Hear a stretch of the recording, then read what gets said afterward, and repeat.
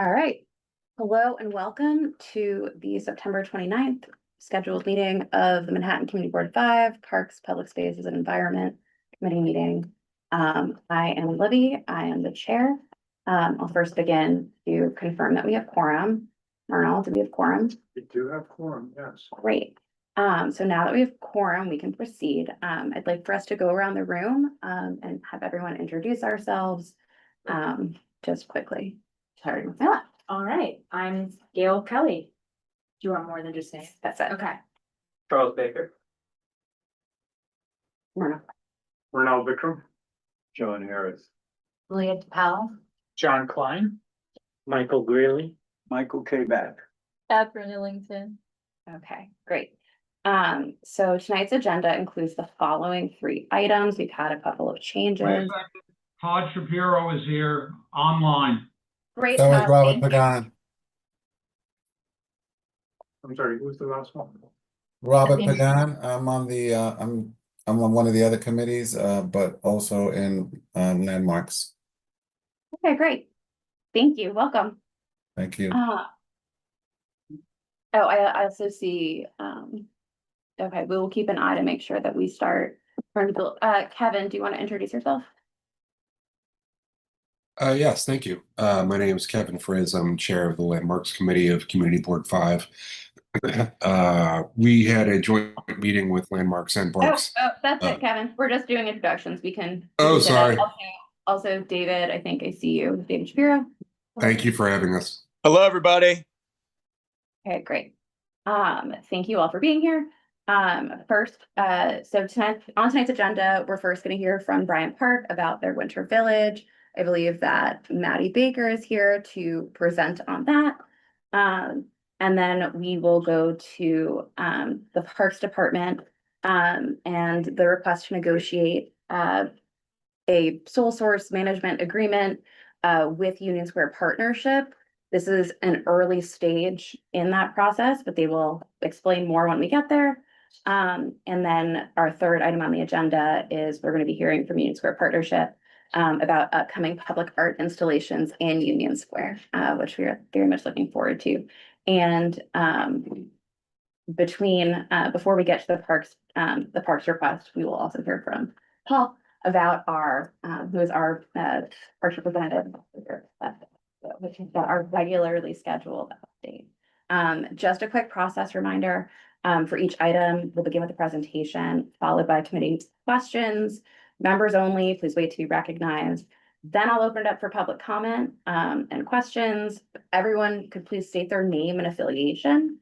And remember to keep all remarks short, concise, and on topic. And then we're going to close out with a business session for the deliberation and any move or vote item beyond that. And at that point, only CB5 members can speak unless I invite a response from the presenters or a member of the public for a follow-up question. And though we have lots of other members tonight in attendance, which I'm so excited, welcome. We welcome everyone to participate in questions and conversation, but only the committee members will be able to vote tonight. Our matters, any items that come out of this will then go and be referred to exec and then referred on to the full board where they will become our official positions.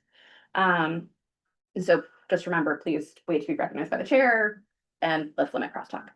And with that, Maddie, thank you so much for joining us. We're really looking forward to hearing about the winter village. And I hope that we will all have a really productive conversation, as I know that people are really interested in this topic. Did you send an email that they weren't going to participate?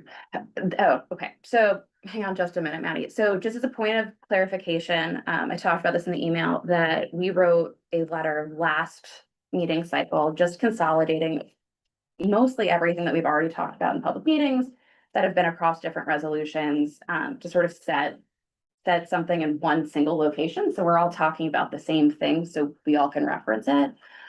We had hoped in that process, we'd actually delayed updates from Bryant Park, unfortunately, because we wanted to make sure that the whole board got to see what our concerns were to make it consolidated. Unfortunately, that's disrupted stuff and it's created sort of additional delay, which we really regret. But we do think that it was important to make sure we're all really talking about the same stuff. So unfortunately, they're not going to be presenting on that tonight. We do hope that we'll be able to get a meeting with them in the future.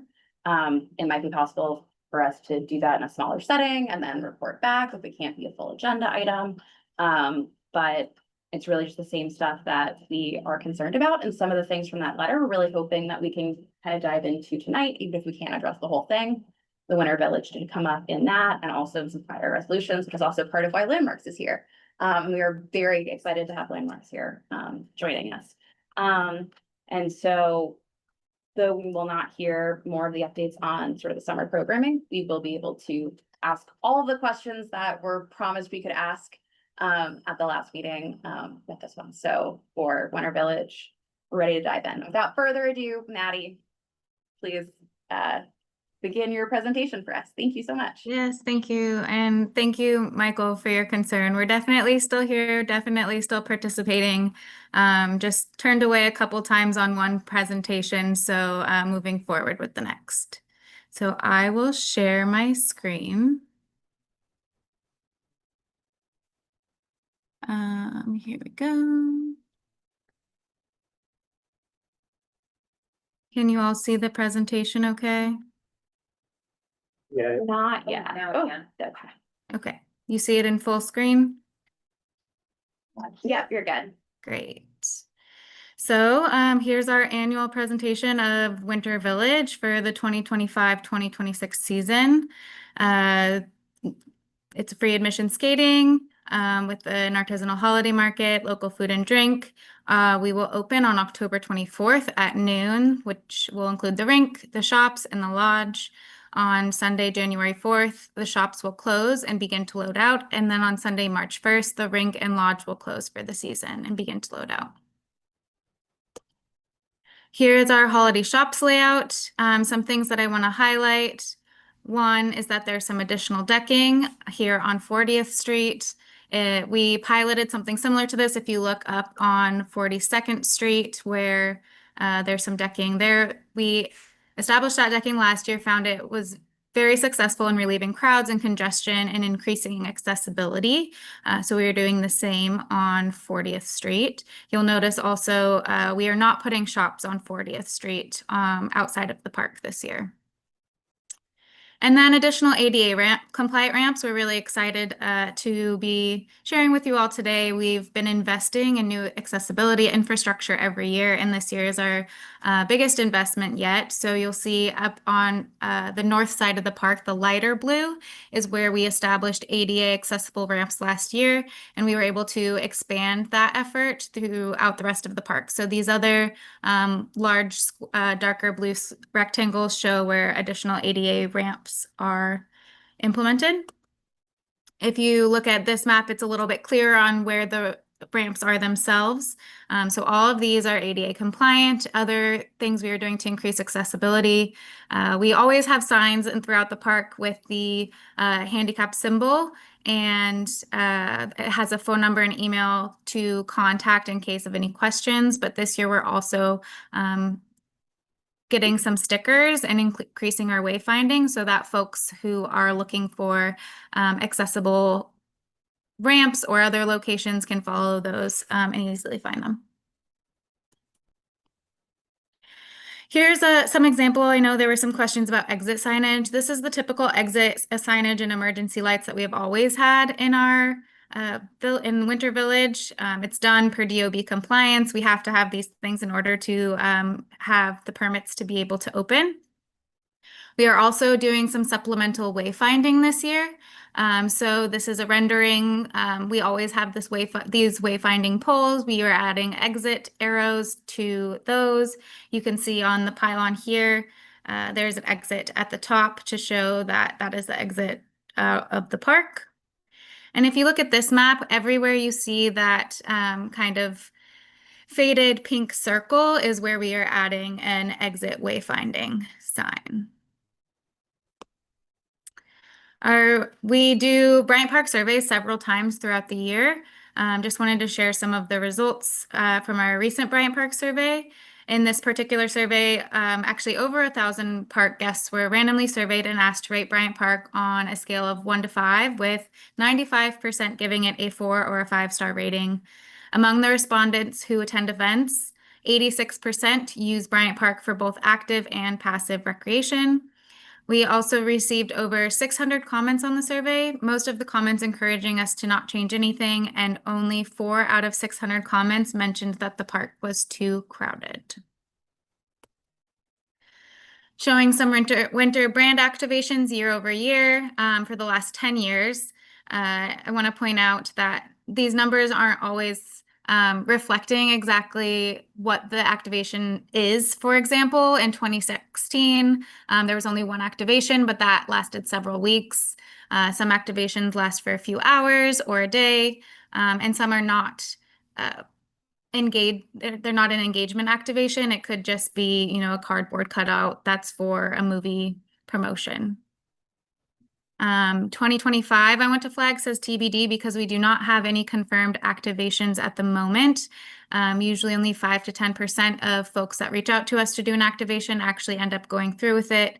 And anytime we have an activation, we tell them that they have to present to the community board as soon as possible, and they always have. We're excited to bring back the small business spotlight kiosk. So this year, 4 minority-owned small businesses from across the boroughs will get 2 weeks of rent-free opportunity to sell in a holiday shop in Bryant Park. And some of our typical free events in Bryant Park we do every year are tree lighting, Santa's Corner, Lunar New Year. And that is all. Thank you, Maddie. If you could just go back really quickly, and do the slide, with the footprint and the exit signs, and if you could just run through really quick for anyone who's visually impaired, Yes. describe a little bit of what's on that slide. Sorry to make you go back. No worries. So did you want the accessibility slide or the exit signage? I think there was one that had both of them on it, but describing the location, I think you described the accessibility part in the south really well, but the exit signage, I think, was layered on top of that. That's Yeah. the other footprint I was thinking.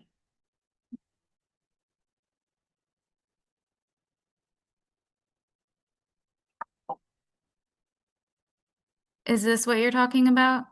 I think so, with the additional exit signs. It might have been a different one where it was a Yeah, little they bit were different. So more. here's where the additional Yeah, exit signs are. This is the one I was thinking of. It just went by a little quickly. Yeah. If you could just describe the different, the added locations and the number, that would be really helpful of where they are in the park. Yeah, Really so on this slide, there are 11 highlighted locations.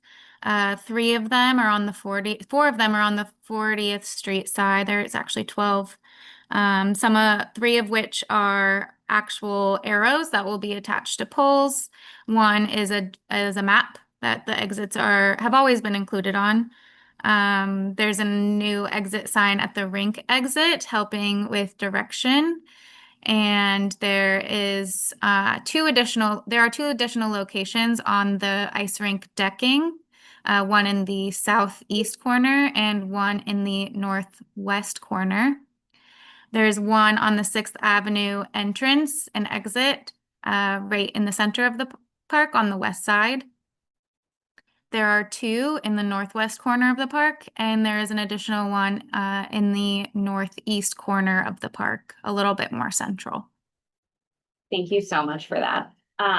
Okay, I will now open it up. Our lead committee member, Christopher, sent me a bunch of questions, but I will open it up to everyone who's teaching tonight. So they'll be joining us in a little bit. But I will open up to members of the committee and the board in general. Please raise your hand and wait to be recognized. And the same goes for members who are online, and I will try to call you in order. Catherine. Yeah, so the question I had was about the additional decking, good to see, and is that supposed to help with congestion? Yes, it does help greatly with congestion. Otherwise, the space that it's covering is generally an ivy bed that folks are not able to walk through. So it widens the entire walkway. So it's walkable space. Exactly. Thank you. Great. All right, additional questions? Myrna. Thanks, Maddie. That was a good presentation, and it's pretty encouraging to see that you've taken some of our feedback on putting signage up for exit signs and included that in your plan. I think we can go into the fire safety plan separately, which clearly is a big concern as far as the winter village is concerned. But I'm just trying to get a sense of, so going back to your survey, you'd mentioned that the majority of the participants said don't change anything, everything's great, hunky dory, which is good to hear.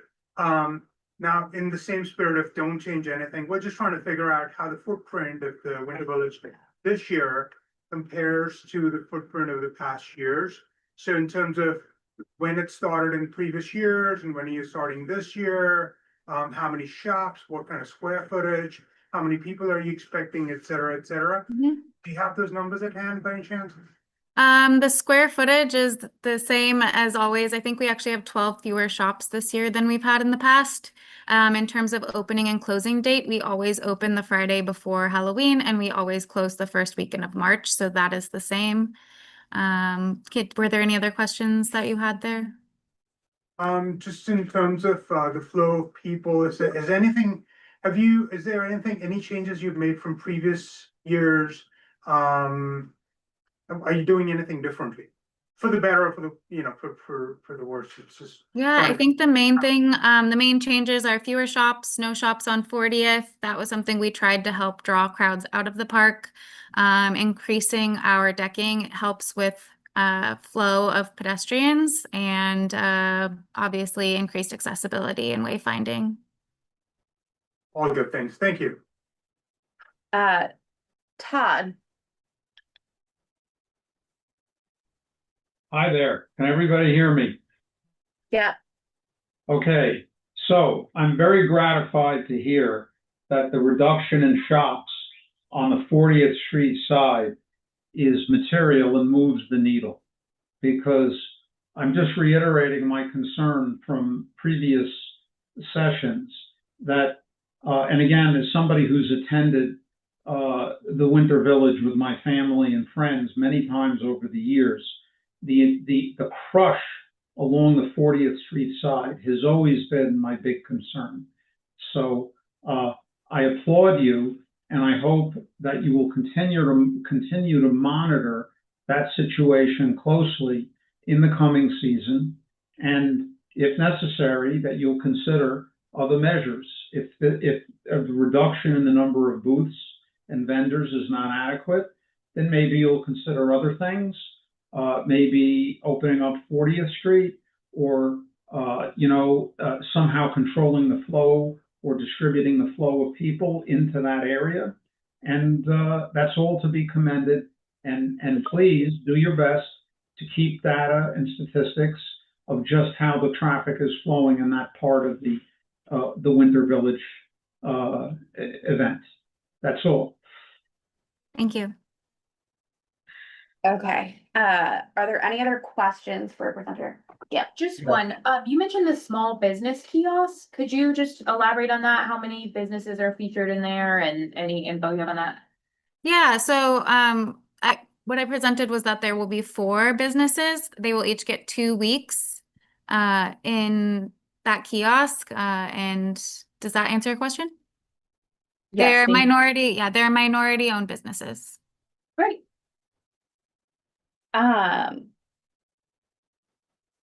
Michael Kayback, question for Bryant Park for Maddie. A question also, or my question? Your question. I see. Okay,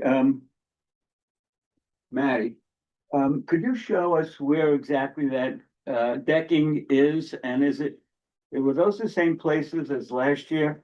And how's that decking? Is it slip proof? Talk a little about that. Yeah, Where I and can pull the map up and then I will speak to it. And did you say 10, 20? 10/24 and 3/1, open and close? Did I get those dates Yep. right? Yes, here are the dates. It does not want to go. Sorry.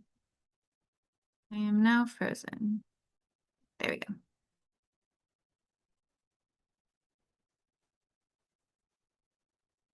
Okay, David Shapiro? Got a question? Yeah, hi. Oh, So, wait, did you have, Yeah. sorry, did she not? You didn't Oh, it answer. got frozen. Hang on, David, hang on 2 seconds. I thought it Sure. was already, because we were frozen. Yep. Okay, so the decking here that's in the red box is new. If you look at the north side of the park, can you see my mouse when I move it? Yeah, Okay, so up here where it's that light gray, that is the same decking that we had last year. It was our we trialed it to see how it increased pedestrian flow. It was highly successful, so we are bringing it to the 40th Street side. So that's where the new decking is. Okay, and and what's Dave, it made out of? I don't have the building materials with me now, but I do know that it's painted with a slip resistant paint, and then often we add other slip resistant measures on top of that. You, okay, great. David Shapiro. hi, thanks. So, my understanding is that the way that the vendor booths are leased out is through urban space. Is that right? That is correct. And so is they're a for-profit business? I believe, yes. Got you. And so that the revenue in your income statement, the $18 million in 2024, how does that revenue work? Because I saw that there's a base rent and then 15% of total sales, right? And then I guess I want to understand just sort of like the revenue and the expenses. The expenses are $12 million. It says there's a note that breaks it out, but it doesn't get broken out. So I'm just curious as to like, how does that money flow and how much does urban space, excuse me, how much does urban space take of that? Mm-hmm. So I would have to look into the exact numbers. I don't have that in front of me, but what I can explain is that this market is contracted out through a standard RFP process. So any vendor that would be managing the market would be a for-profit vendor, and then any revenue that we receive goes into our nonprofit revenues that goes back into the maintenance and events that we put on in the park. But urban space is not in any of your tax returns though, as a major vendor. Correct. They are a concession. So any concession that we have in the park is a for-profit business, whether it's a permanent kiosk, a restaurant, a vendor like this. They are not part of our organization. They are contracted. Okay, well, look, this is a public park, and so I would like to understand how the revenues and the expenses work for this, because there's $18 million of revenue that's coming in, and there's $12.5 million of expenses in 2024, and there's really no clarity as to what is there and who is actually where that money is going to on a public park. So I don't know if there's a way for you guys to distribute additional materials to understand sort of where that money flows, because it's very unclear from the materials that are public. I hear your concern. I can look into what other parks do with their concessions. Sure. I mean, this one, I think, takes the cake in when it comes to kind of revenue. I'm sorry, what's that? David, I think that Maddie, would you be able to follow up with some better breakouts of that with some of like the detailed stuff on the budget and sort of the breakdown? I know that if you'd be able to send that to the office, I think that would be something good for us to get into. Yeah, I think some information is private to different businesses, and I can look into what's possible. Sure, and I'm happy to do a FOIL request if necessary, because it is a public park. Thank you. Okay. Are there any other questions from members of CB5? in the room or online? Okay, now let's move into the public comment period. If you're a member of the public and you would like to comment on the Bryant Park Winter Village, please raise your hand and wait to be called on by the chair. All right, yeah, wait to be promoted. All right, Charles Nye. Questions from Crystal. They're covered mostly. Charles Nye. Hello. Hello. Can Yep. you hear me okay? Yep. Yes, my comments about the Winter Villages, I'm really happy to hear Bryant Park's continuous investment in making the park, accessible to people with disabilities, especially as a person from the disability community. Thanks for improving the ramps and putting some new ramps in. I was just wondering, my comment is I'm hoping that eventually Bryant Park could establish an inclusivity committee, which the Times Square Alliance have done, so that people from the disability community can help, give ideas and input into how to make the park even more accessible to all different types of disability, for example, like minors, blindness, for example. So I'm hoping that's something they could consider, or at least reach out to the Times Square Alliance to ask about how they do their inclusivity committee and get some information about that. Thank you for all the good work, Maddie. Thank you. Thank you, Charles. I can definitely bring that idea back to my team. Great, thank you.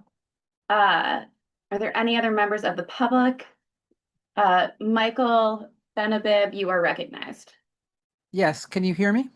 Yes.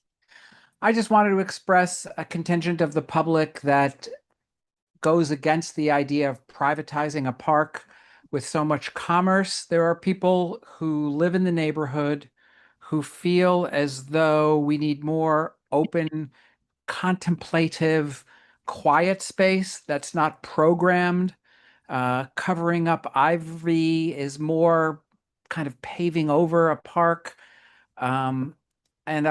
To David's point, I would love there to be less opaqueness, more openness about the relationship between how the money is taken in and how it spends and where it goes and what the administrators of the park make in terms of their salaries. It's all very opaque, and just wanted to express my feeling that I would love to have the park be more of a park and less of a shopping mall. Thank you. Hi, Michael. Thanks for your concern. We have been hearing these concerns and trying to understand them better by putting them into our surveys. Unfortunately, the ivy doesn't survive in the winter, so it wouldn't be there anyway. But our surveys have overwhelmingly shown that folks are appreciating the park both in passive and active ways and appreciate both options. And as far as transparency goes, your committee chair, Libby, has come to 2 of our board meetings where we present the finances in depth, has taken very detailed notes, and is at liberty to bring those back to the committee. That's great. Thank you. Thank you, Michael, for your comment. We appreciate you coming to the meeting. Are there any other members of the public who would like to speak? Also, just a note, Maddie, are you saying, so Michael is a member of the public? To what extent, I think we should make sure that we're clear on to what extent materials from the meeting are able to be circulated and how much of the information from the budget information I'm able to share. Would be great. Because I know some of that is just the same report out that is publicly available that I believe David Shapiro has been able to find on the internet. Though we've wanted, I think he's requesting additional detail and additional breakout, which we will follow up with you about and really look forward to that. But the most recent member of the public is not on the committee, and then also just what's in the public realm and what's not would be helpful. I can get back to you on that. Okay, great. Thank you. Just want to make sure that we're following all of the rules of what's supposed to be open and what's not. Okay. moving forward, are there any other members of the public who would like to make a comment?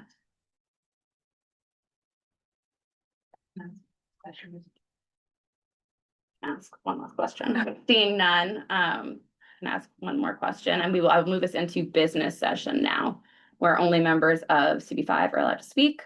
And I will open it up for questions if Maddie is able to stick around. Stick around, man. Okay, yeah. I just had one question. I know you mentioned you take a lot of surveys. When you take the surveys, are you asking if they're residents or tourists, and what is the breakdown? Yes, we are. That is a very great question. So on our most recent survey, I think in the survey that last winter village survey, I know that we had about 45% residents and the rest were tourists. And the residents actually had their positive response to Winter Village was 1 percentage point higher than the tourists. Thanks. I actually also have, as a public opinion background in academics, I actually would love to see the research design and research methods of the opinion polling. If you were able to share. Of course, yeah. I'm very like the active with the full- survey design too. I used to do surveys out of Columbia University, so it's also very much a part of my academic background. Yeah, sort of sampling and that process would be great to get a hold of if you could also share that. So I'll make a note to follow up on the budget and on survey research methods, bringing it back. Okay. Discussion. Can I ask you on the survey, like I'd love to see the survey too, but that survey is taken by people who are in Bryant Park experiencing Bryant Park events? It is not. It is taken of people enjoying their lunch in the park, of people entering the library, of people who are there in the morning, of people who are at large events, of people who are at small events. We try to get a comprehensive sample. So people using the park. Correct. We serve the people that use the park. So Okay. Yeah, I think that there might be, I hear yeah. what is, oh yeah, Marnell, you can go I mean, ahead. the I'm thinking the survey's same being thing. taken in the park, you're surveying people attending the Winter Village, I assume, they like the Winter Village since they're there. And people that don't like it are gonna stay away. And then when the quiet periods and you're taking a survey, and there's quiet periods in the park, I think that, I mean, I took the survey over Twitter, to be fair. I might have been one of the 4 surveys you thought, that got to the, park was too crowded, but, I don't know, David, if you took it, you might be number 2. But yeah, I mean, at the survey, it seemed a little leading. But, yeah, we can talk about that separately. But also to David Shapiro's point, I think what I'd be curious to see is of the 12 million expenses that are allocated to the Winter Village, how much of that is just something like fixed employee salaries that are gonna be paid out anyway, that are being allocated to the Winter Village? Yeah, just basically accounting around that 12 million. I think that would be interesting to me. I can say staffing is one of our largest expenses, but I couldn't give you an exact percentage. No, fair, I mean, not, so staffing in specifically for the Winter Village, and then there's general staffing and allocation to the Winter Village from general staffing. I think that's a distinction I'd like to see. Great, Maddie, and that's something you can follow up with us about, right? Oh, I can look into it. Okay, great. Okay. Catherine. Right. So I want to make a few comments. As someone who has been on parks for some time, it is wonderful to see the positive, the connection between suggestions we've made, the idea that there's no vendors on 40th Street, that there, right, by the and then the ADA ramps, the exit and emergency sign, more wayfinding, all of these themes. It's not lost on us that we've talked about this and that you're implementing and taking some approach to address some of this to make it better. We're not just saying do this because we said so, but you see the value in doing some of these things that we've asked. I would also ask members to keep in mind what I would like to talk about is the perception of Bryant Park and what happens in the daytime and what happens when there's a village. So the village is going from the October 24th to March 1st. But in the daytime, like the park you experience is not the park I experience, because I want to have coffee at about 7:30, 8 o'clock, and there's nobody there. At around 10 o'clock, there's no one there, or I wouldn't say it's not the crowd that we see in Winter Village. So there is a different wave pattern, and sometimes I think it would be to your benefit to sort of present some of the data around foot traffic in the park so that you don't feel like all the time it's like Winter Village crowd, because it's not.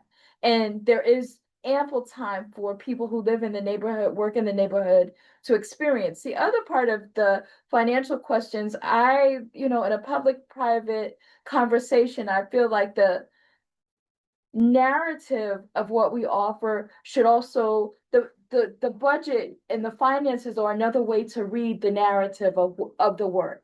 And so I think it is appropriate to add narrative and to also add context that you all built this. I get it. The parks don't have money to pay salary, to run parks the way they're supposed to be run. And so make that business case model, make that, I think the lack of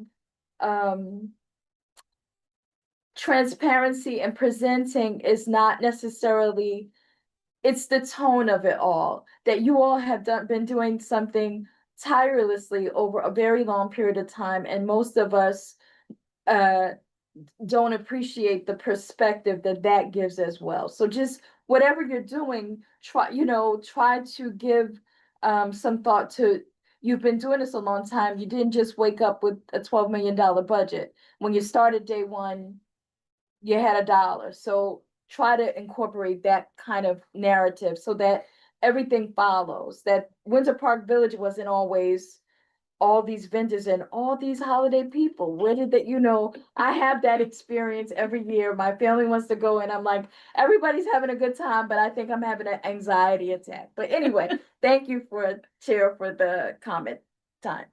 Thank you, Catherine. Thank you for summing up both our concerns and future actions. All right. Anyone else have any additional comments? Michael Payback. Yes, thanks for the presentation, Maddie. And I just like to mention again that first time I remember being in the park was 1964, and the last time was today. I would say that I'm at that park 4 times a week minimum, and I've seen it early in the morning, late at night, in the winter, in the summer. Sometimes I like it quiet with all of that noise and hubbub, but sometimes I like music. I go there at 12:30 to 2:30, and I watch some of the greatest piano players and tap dancers and stuff playing music. Sometimes I like yoga. They got yoga there. I saw 200-300 people doing yoga. And sometimes I like to go shopping and look in those stores around Christmas times. Also, there's a guy who teaches chess. There's a whole bunch of people there playing chess, and all kinds of people are watching this guy teach. And sometimes I play ping pong. You ever play ping pong? There's some really great players playing ping pong there, and I like watching them. And you know what also I like? The tourists who come in and play shuffleboard. They're out there, they're playing shuffleboard. They are having a ball. And movies, whoa, on Monday night, forget about it, all year long. We get, no, I'm not done. About the Winter Village would be really great. Only Winter Village? That's the agenda item, so we need to focus a little bit on that. Okay. It does fund a Shopping, lot of those other holiday, events. but we shopping, need to keep it focused. dining, eating, Winter Village, all of that stuff, kiddies ice skating. Now, sometimes I'm going to that park and I'm sitting down with my book or my crossword puzzle, and there's a guy sitting right over here, and he's from Italy with his friend, hardly speaks at all English. And I say, how you doing? How do you like the park? I love it. He said, I never, ever, ever asked somebody about that park where somebody said, it's too crowded. It's too noisy. It's too dirty. There's a rat over there. The sky is blue. they all love that goddamn park, and nobody loves it more than me. Now, when I see a lot of people, sure, I hate it when I gotta walk between people and bunch when I'm in a hurry, but I could walk on 40th Street, but now they cleared those vendors from 40th Street, thank you very much, and I could walk down 40th Street unobstructed. I just gotta say that I am enamored of this park. It's my #1 park, and I got some pretty damn good parks to compare it to, which I also go to pretty often. But this is the #1 park for me. It's also 5 blocks from my house. Thank you, Mike. Okay, so on our agenda item about this, Winter Village comments, Todd. Hello, can everybody hear me? Yep. Okay, so I just want to voice my support to what Catherine said, and I have this to add. As I said in my question, that I appreciate the reduction and the substantive steps that are going to reduce the congestion in the Winter Village. I would call attention to the one comment that was made from the public. Those of us who have been on parks for many years well know about how, as Michael Kabeck said, how terrific the park is and how much it's improved. However, there are many generations of people that come into New York that are not really clear on just what's happening and how the giving up of a portion of our park for certain times during the year to for-profit companies, impact the overall maintenance. So as somebody who's a supporter of your efforts in the long term, please remember that you've got to really redouble your efforts to make sure it's clear to the general public that on those relatively modest occasions where you're giving it over to for-profit groups through your concessions, that this is something that's needed and that you're doing your best to make sure that it's kept open to the public as much as possible. Because you can never take for granted that the new generations that come into the park are going to appreciate these things. They don't have the memory, as I do, of how bad things were before you guys came into existence. Anyway, that's my comment to my fellow board members and to anybody that's listening. Great, thank you, Todd. David Shapiro. Thanks. So from my understanding is this winter market is the highest revenue generated event at any park in the city. And there's significant revenues here and there's significant expenses here, and it's on a public park. Vendors pay, from what I can gather, $20,000 to $40,000 for the right to sell goods there, and zero of those dollars come back to the city other than the maintenance and the upkeep of the park. I'm asking for just more transparency as to where that money is going. And it seems like we have to continue to push and push and push here, Bryant Park Corporation, for more transparency about this math. And it's disappointing that they are not more forthcoming with this information so that we understand how this public resource is used. I can't push how much. This is a public park, and Bryant Park Corporation is really pushing this to run as a private business. It does $25+ million of revenue a year, and $0 come back to the city. So that I just want more transparency so we know the money is going into the right places and it's going for the public use and not into for-profit businesses across the city. Thank you. All right, thank you, David. Okay.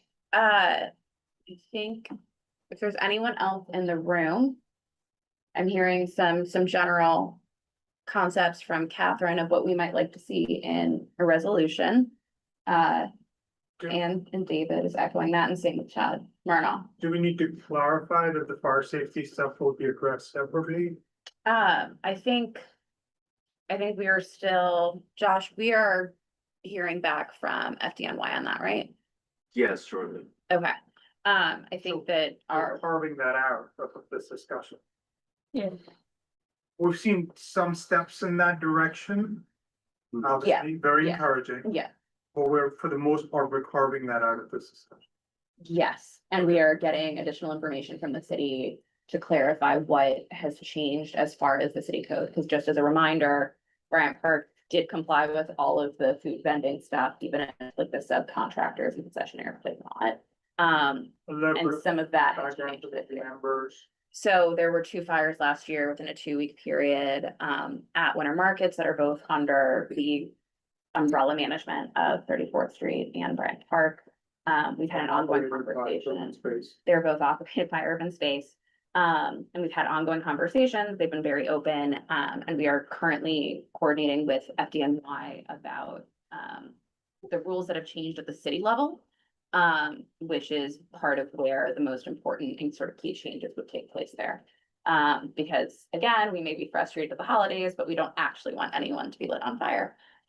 So we, I think are all very, excited to see that the exit signs, that did come up at a prior meeting.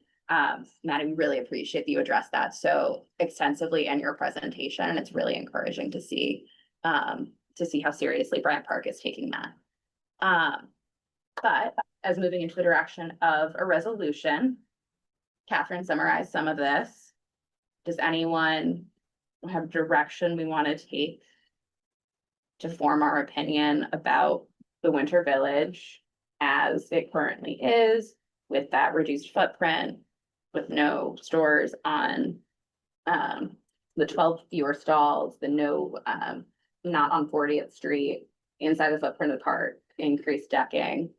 And then also this request for, Catherine, do you want to reiterate some of the things that I think you were saying you wanted to have in the resolution? Yeah, I just wanted to put the village in the context of the activity of the park, that although it is a 5-month period, there are times, times and days when it's not the day before Christmas, when there's the crowd 2 days after Christmas at 8 o'clock in the morning, that there are different patterns that allow for public use and enjoyment layered with the village. And that, just a lot of the good things, the ADA ramps, the we said that, but the exit and the wayfinding is new. So the responsiveness that they've made to sort of really try to respond to what we've said and what the public would need to have a better experience. This is a holiday market, and it is about celebrating everything from the Lunar New Year to the tree lighting. So it's just welcome. Okay. Just add something to yeah. what Catherine said. Yeah.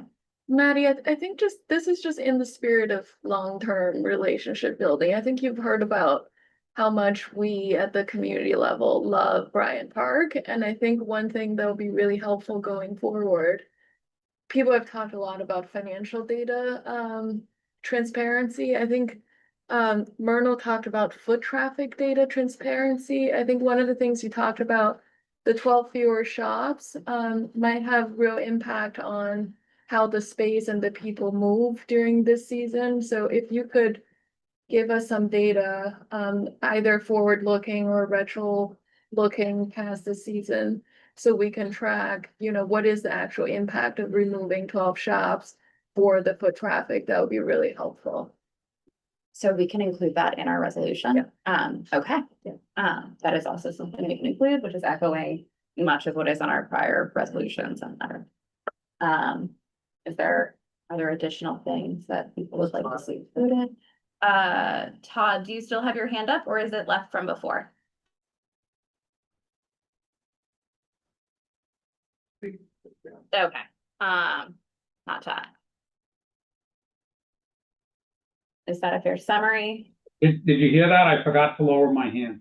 Thanks, Todd. All right, do I have a motion? Yes.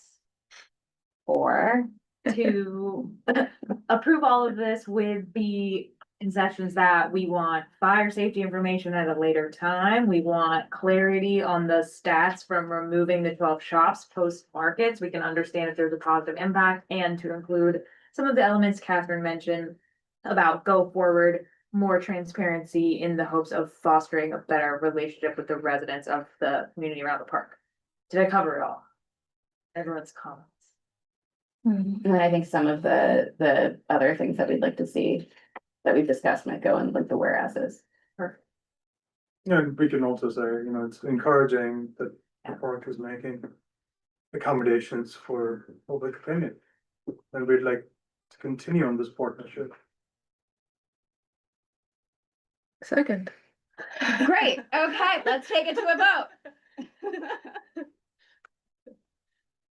All right, Charlie Baker. Yes. John Klein. Yes. Athena. Yes. Julia. Yeah. Catherine. Yes. John Harris. Yes. Libby. Yes. Michael Quebec. Yes. Gail. Yes. Tom. Yes. Todd. Yes. I am a yes. That's that. Passes. Great. Patty, thank you so much for coming and thank you so much for the thorough presentation, especially about the number of events and marketing stuff. Looking forward to additional information about that in the future. Thank you. Thank you all. Bye.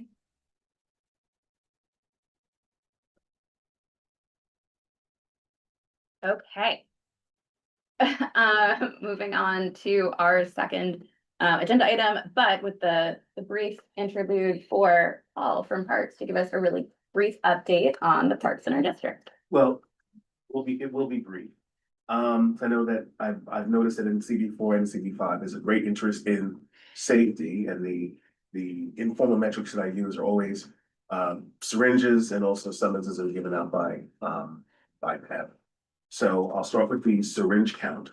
And once again, I'm very, very happy to report that compared to the rest of the borough, parks in CB4 have relatively few incidences of bloodborne pathogen exposure or syringes being found in the park. We had in the week of September 6th, there was one in Union Square, none during the week of September 13th. Something about the 20th of September, there were 3 in Madison, and I believe there was one also in Madison just last week. So once again, numbers remain very, very low for those for that metric.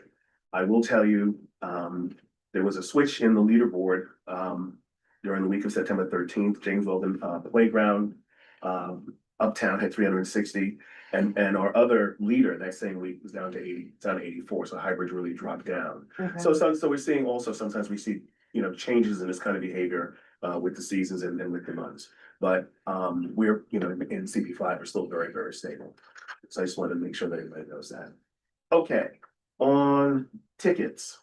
Let's see, what did I have here? So one of the things I will comment on is lately there have been a lot of concerns in Madison Square Park with unlicensed vendors. In talking to the conservancy staff, they're more of a nuisance than anything else.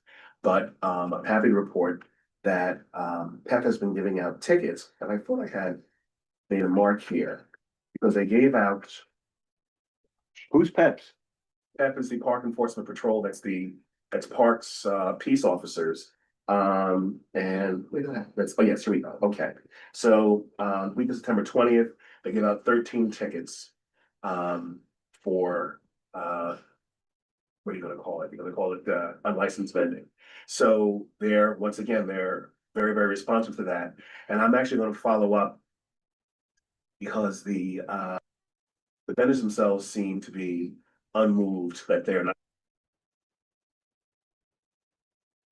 So I've learned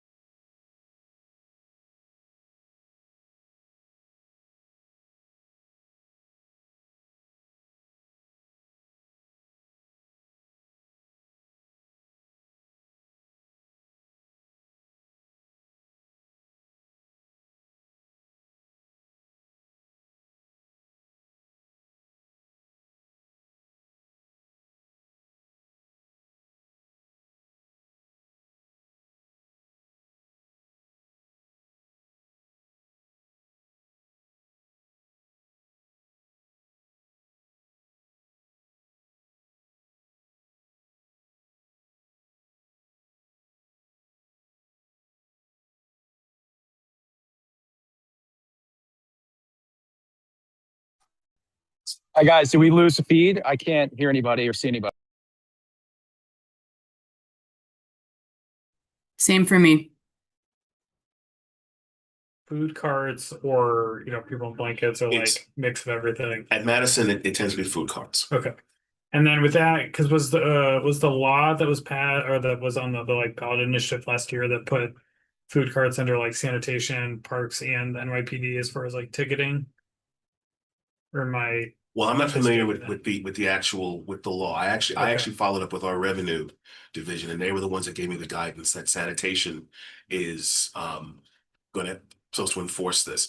The issue for me with this is, besides the fact, the Shake Shack is at Madison and the whole 9 yards of this whole conflict about Shake Shack versus these vendors. But it's my understanding that those food cart vendors, when they get their permits, they're supposed to be, like at a certain location. And there was no indication that these vendors are supposed to be at Madison. So we're gonna follow up on that.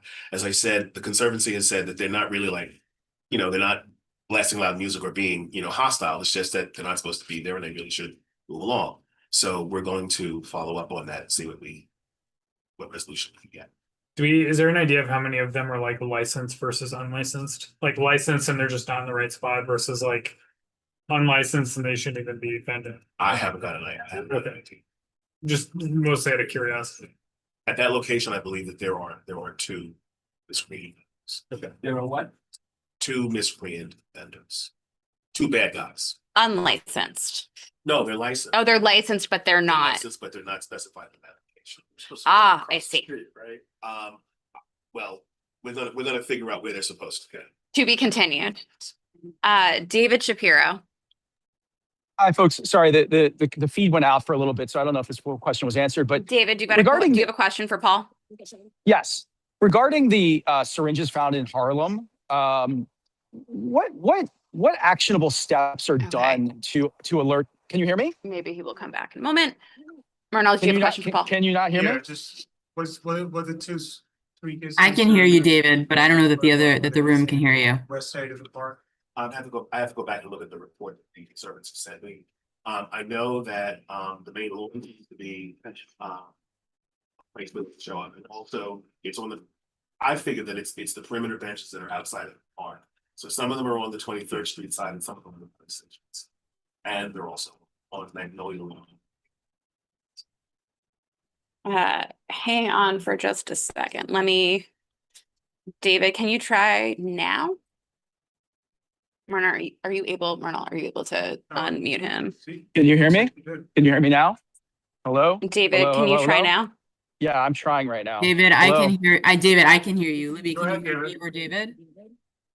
Hello? Can you hear me? I can hear you. Not in the room. It sounds like the feed may not be working right now. I can hear David, but I can hear the room. I also hear him. Yeah, try that again. But I'm also trying to have him send the question via text. Try to unmute yourself now. The video's frozen.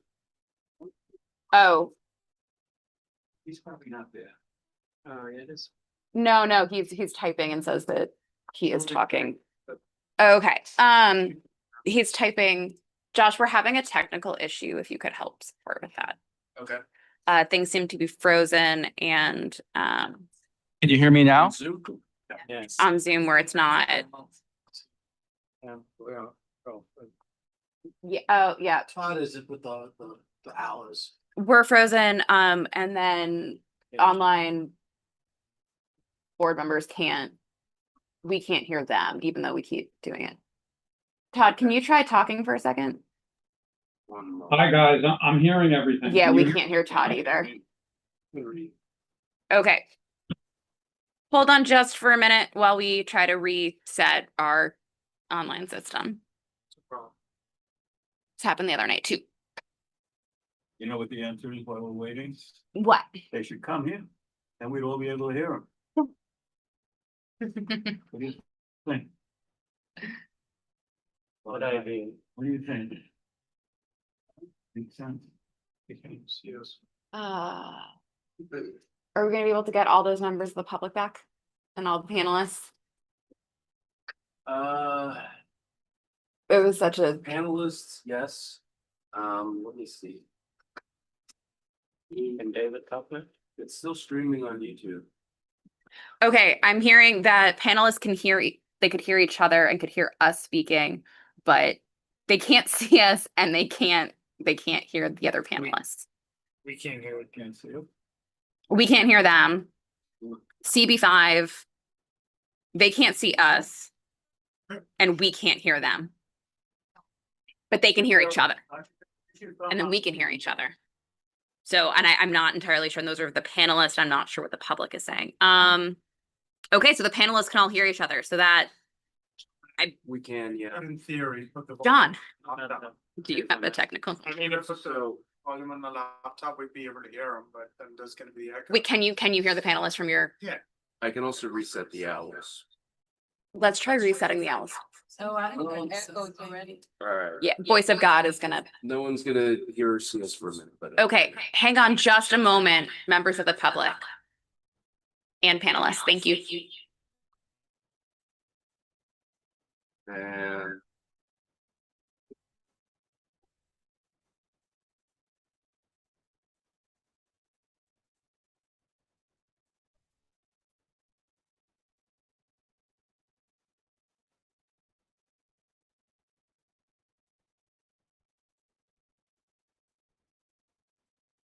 They also can't see us. They can hear us. Let's see. The echo is cut.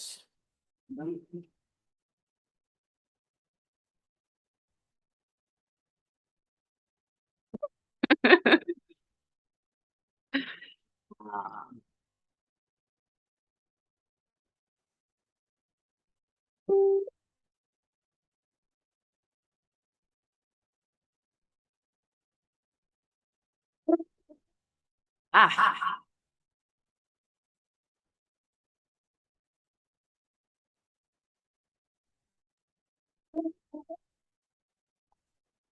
Your owls. Oh.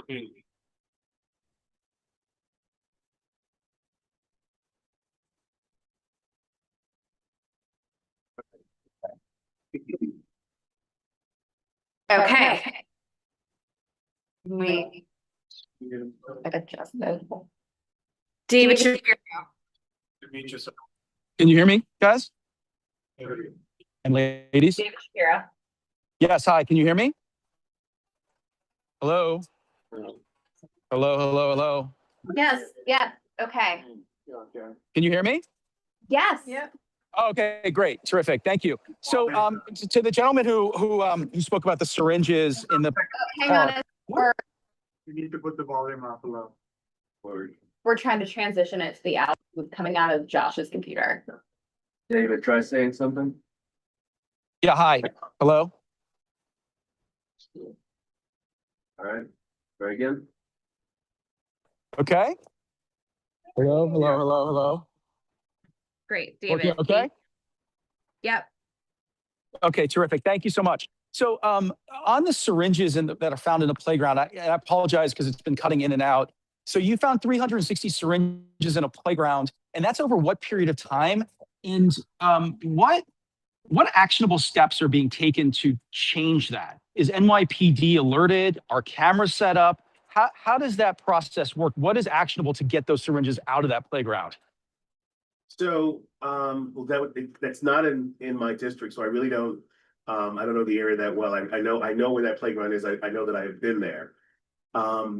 My understanding is that unfortunately, that playground is in proximity of the drug treatment center. And so what that means is that the foot traffic and the people who visit that park are visiting it, for not the intended purpose. One of the things I will say is that what the agency has done is that all of our permanent staff, all the permanent field staff are trained in bloodborne pathogen removal. We are trained as part of our duties to remove these syringes safely when we encounter them. And that's what we do. So when the parks are inspected, and most parks are inspected every day, or at least 5 times a week, but almost every day, that's when they are encountered and when they're retrieved. And it is, and so I share your frustration and your surprise, but that is part of the effort that we put into action to address that particular issue. And as you can see, Go ahead, sorry. As you can see, the incidence, it fluctuates by neighborhood and by park. Yes. Sure. I understand that you guys have a plan in place to get rid of syringes once you identify them. But if we notice a spike, so for instance, in CB, like I'm concerned because I'm a resident of the city. So I'm concerned that it's in Harlem, in the Bronx, or in Brooklyn, or wherever it may be. If that happens, where there's a surge in syringes in playgrounds where children are, what are proactive steps to take to reduce that happening in parks going forward? Is NYPD informed?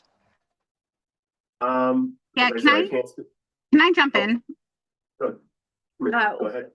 Hi. Welcome, Tricia. Just here, yeah. Would you like to introduce yourself for some of Yeah. the members of the board who are not as well acquainted with you? And thank you so much for coming. Yeah, hi guys. I'm sorry. I'm standing outside of underneath a bridge. I have to go to another event after this. So, but I want to just jump into answer the question around this. So I'm Tricia Shimmer. I'm the Manhattan Borough Commissioner for the Parks Department, but many of you may know me from when I was working for the Borough President's Office just a couple of years ago. I had the pleasure of doing a lot of your interviews, and so it's nice to see you all again.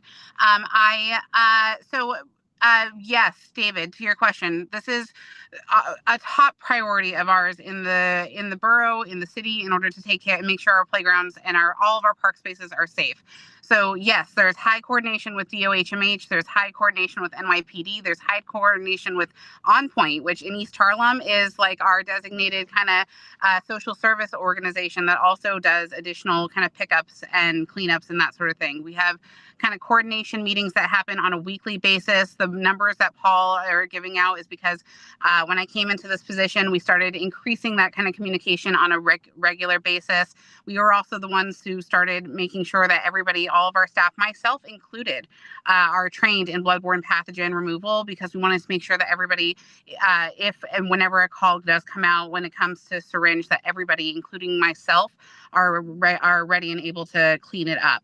There's always more work to be done. This is something that we watch very closely. I can tell you actually that we even see shifts in drug use and are communicating that too. We were just talking about it in East Harlem. East Harlem is particularly troubled by this. And we're continuing the work. We actually just piloted a new kind of messaging program in some of our bathrooms, in some of our hardest hit areas, and the data collection is something that's really important. You can actually access all of the information too through DOHMH, which is the one that carries this information. But now we're starting to make some data-driven decisions around where we think that syringe drop-offs should be, where do we think additional messaging needs to be put in place, purchasing of PPE, all of those sorts of things, so that we can make sure that we're trying to do what we can with limited resources that we have and with our manpower that we have to keep our parks as safe as possible. I can really talk more about this, but I want to give a freebie to Paul, since he really does focus on CBs 4 and 5. But I'm happy to kind of answer more. Thank you so much, Tricia, for that. And I want to be really respectful and aware of your time. If there are no additional questions for Paul, I think we can move. John, you got a question? Yeah, quick follow-up for future meetings. Is it possible to get the Department of Sanitation data as well, just to get like a more holistic view of? I do want to get a some better of the sense things? because we don't really do the maintenance over in Ryan Park. They have another entity that actually does it for them. I have no sense of what those numbers are. And so, and similarly, also one of my parks in District 4. And I do have to get together with them and find out what their numbers are. They are a little bit higher, but I'm still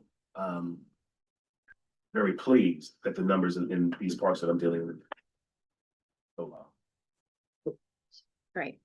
And so our next agenda item is this gets a little bit wonky as far as the semantics around this, but the Parks Department is we expect at the franchising meeting, the Parks Department is requesting to enter into a sole negotiation, or that's outside of what a traditional process would be, for a maintenance agreement with Union Square Partnership, which is the existing bid in Union Square.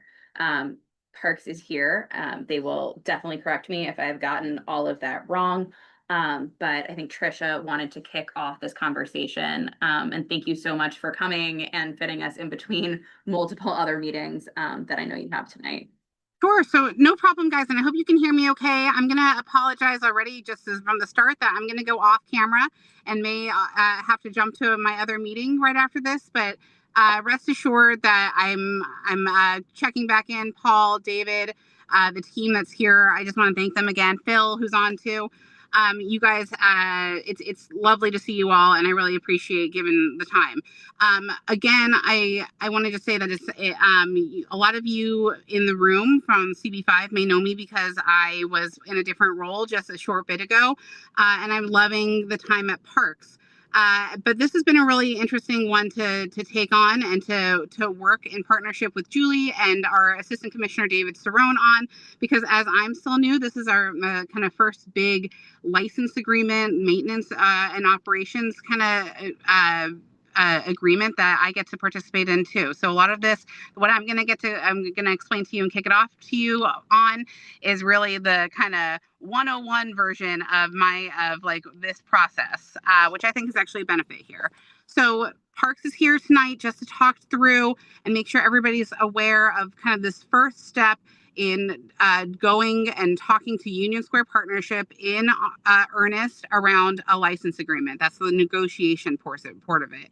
There's no formal process for the community board to play, so we don't need a resolution, although you're always welcome to pass one. And we will be coming back to you with what a final agreement, a final kind of negotiation document will look like. But for this first step, and I'm going to just say thank you to David for kind of going through this in detail. This is really just a notice, and we wanted to make sure that everybody was understanding what it meant for us to be going to FCRC to get that approval. You can now negotiate in earnest with Union Square Partnership. I know that this board in particular has a lot of questions, and you have probably more than most, a lot of experience with partner entities and caring for these parks and being like a partner to the agency. So I want to make sure that when it comes to Union Square Partnership and Union Square Park, of course, that we answer all of your questions. I want to thank David Cerrone again from the team and Phil Abramson for being here tonight to answer those and to go into detail. David is our assistant. I hope I get this right, David. Assistant Commissioner for Business Development and Special Events. Very close enough. I knew I was going to get there with that special event piece. So he'll walk you through it a little bit. I see Julie and Ed on from the partnership to also answer questions. And really, again, we're here just to make sure everybody's on the same page. It's good to see all of you. Michael Kabak, I'm going to give you a call later for you just to talk to me about how much you love our parks, because it makes me feel happy to listen to you talk about it. And again, I'll find any opportunity to come back to CB5. I'm sorry I can't be there in person. I'm in Inwood at the moment, but hopefully I'll catch you guys before the new year. Thanks again, guys. I'll pass it over to you. Thank you so much, Trisha. Well, hi, everyone, and thank you, Trisha, for that introduction. It's really a pleasure to see you all today. Thank you for having me. I'm David Cerrone. I'm the Assistant Commissioner for Business Development and Special Events at Parks. I'm joined by my colleague, Phil Abramson, our Director of Communications for Business Development and Special Events.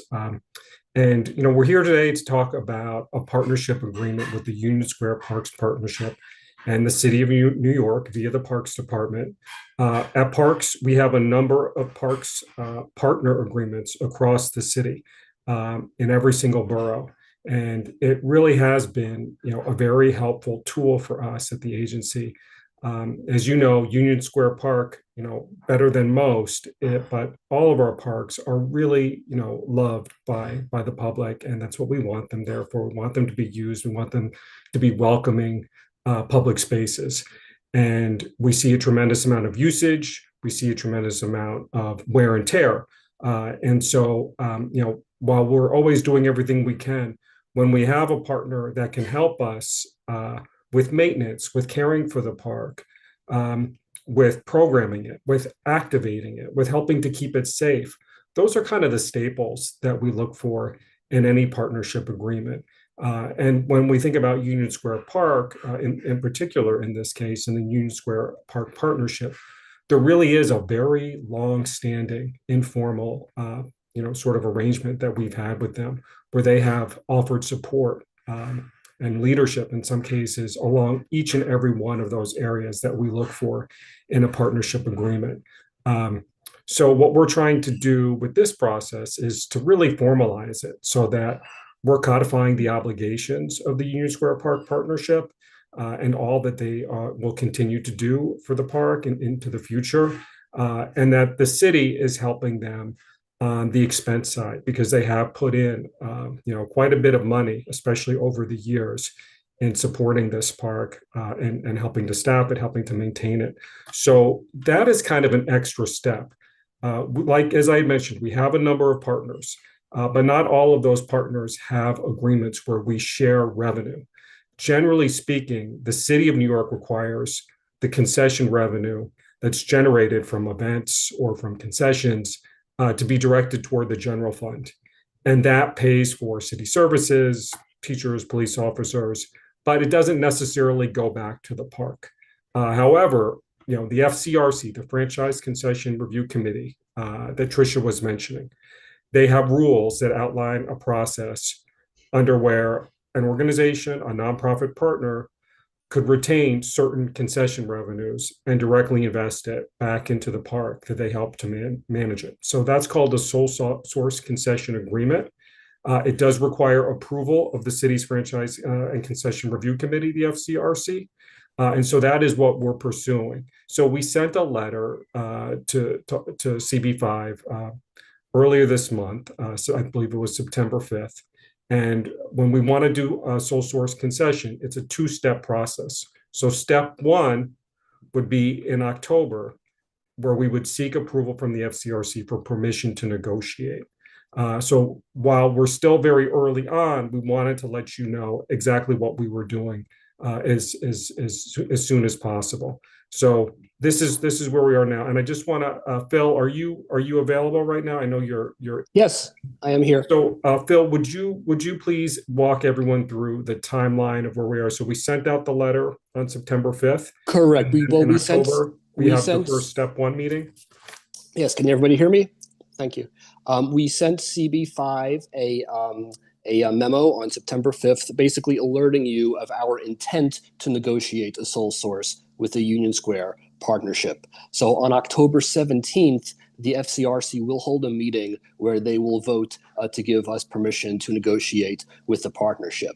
At that time, then Parks and the partnership will negotiate a written agreement that will clearly outline responsibilities that the partnership will have within Union Square Park related to maintenance, operations, and programming. Now, the agreement will also detail specific revenues that will be directed to the partnership to help offset some of their required expenditures. And while that revenue share is subject to negotiation, we anticipate the agreement will allow the partnership to retain a share of revenue from various permit fees and concessions, which will be defined in the agreement. So once we have a draft agreement, that draft will be made available to the public for review. We will issue a notice of public hearing at least 2 weeks in advance of that notice. So we'll send you that. The notice will include a summary of the terms and details as well about how the draft agreement can be accessed, including a link to where it will live on the Parks Department website.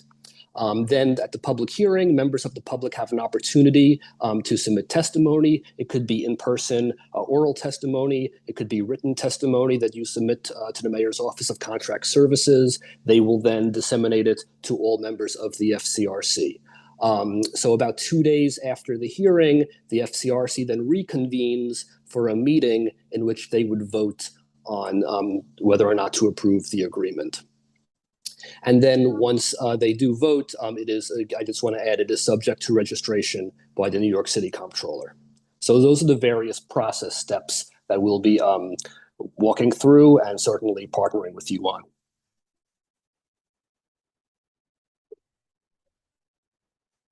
Okay, and can you just review for us, again, this is a lot of information for, I think, a lot of us to absorb, as our first time going through one of these major licensing situations as well.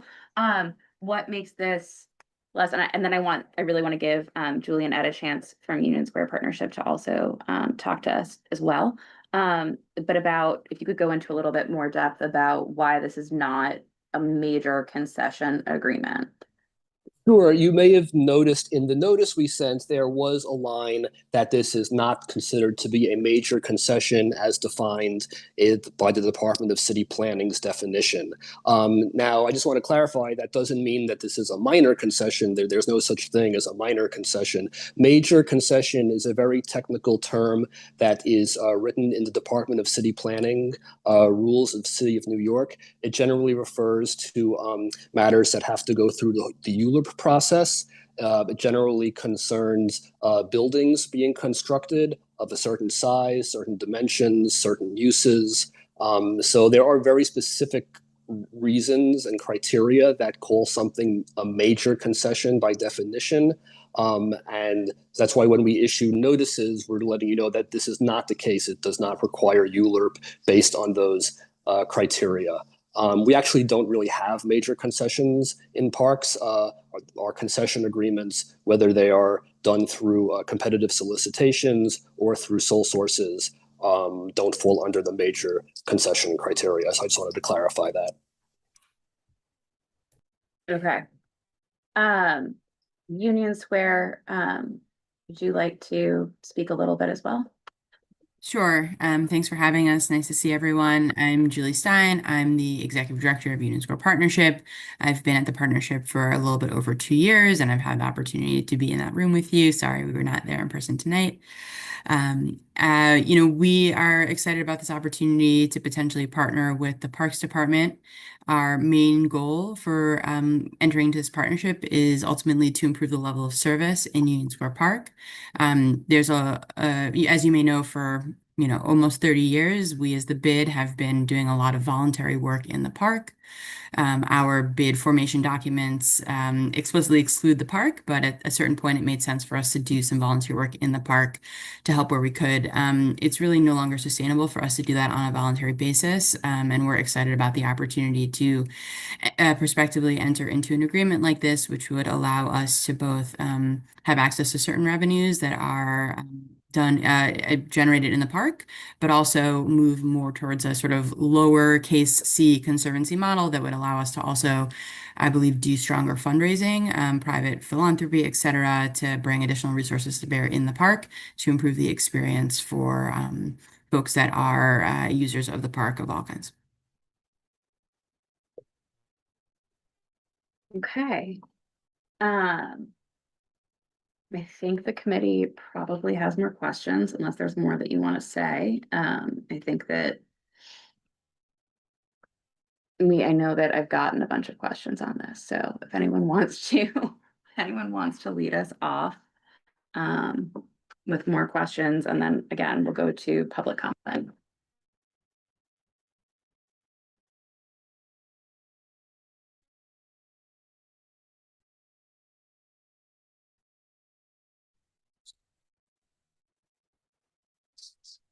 Do we lose the feed again? Can anybody hear me? I can hear you, David. Okay. I'll text her. Okay. Yeah, their screen went blank, so it looks like the same issue.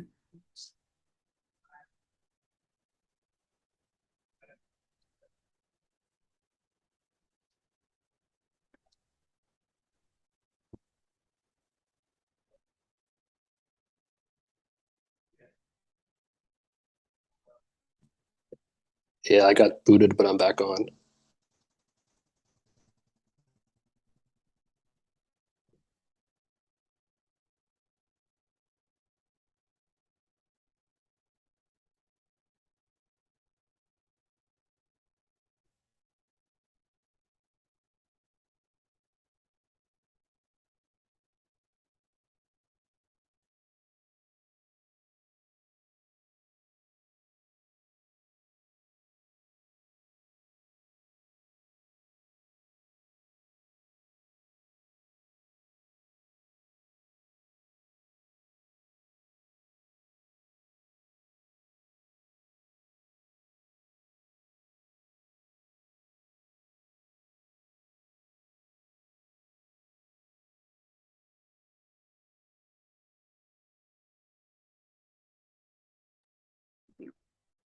There we go.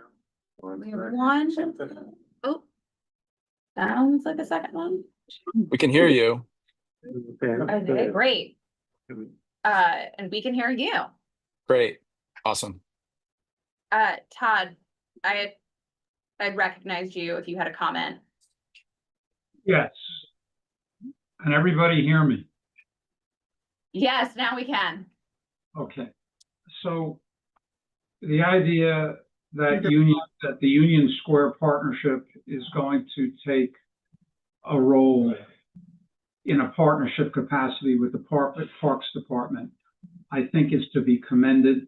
What we've seen with a lot of the major parks in our district has been that for the most part, the bids have been based on past performance, professional and successful in maintaining and improving the use of the parks. However,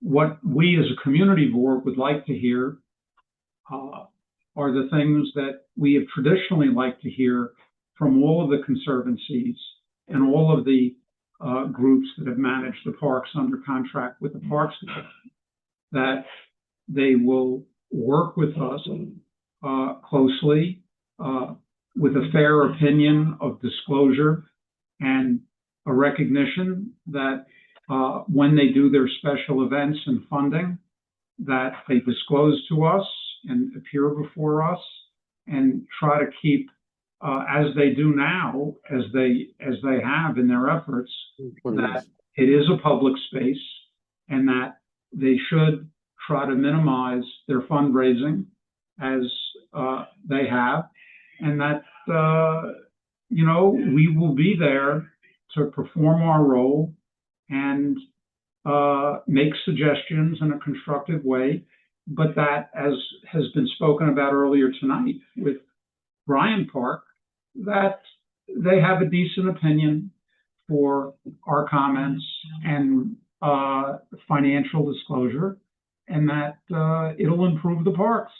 So I personally am in favor of it. I've seen what the partnership has done overall for the district, and I encourage you to continue the efforts and negotiate with the Parks Department and keep us in the loop on what happens, and that includes giving us some insight and disclosure about the contract before it's finalized, so we can comment on it fairly. Okay, that's my piece.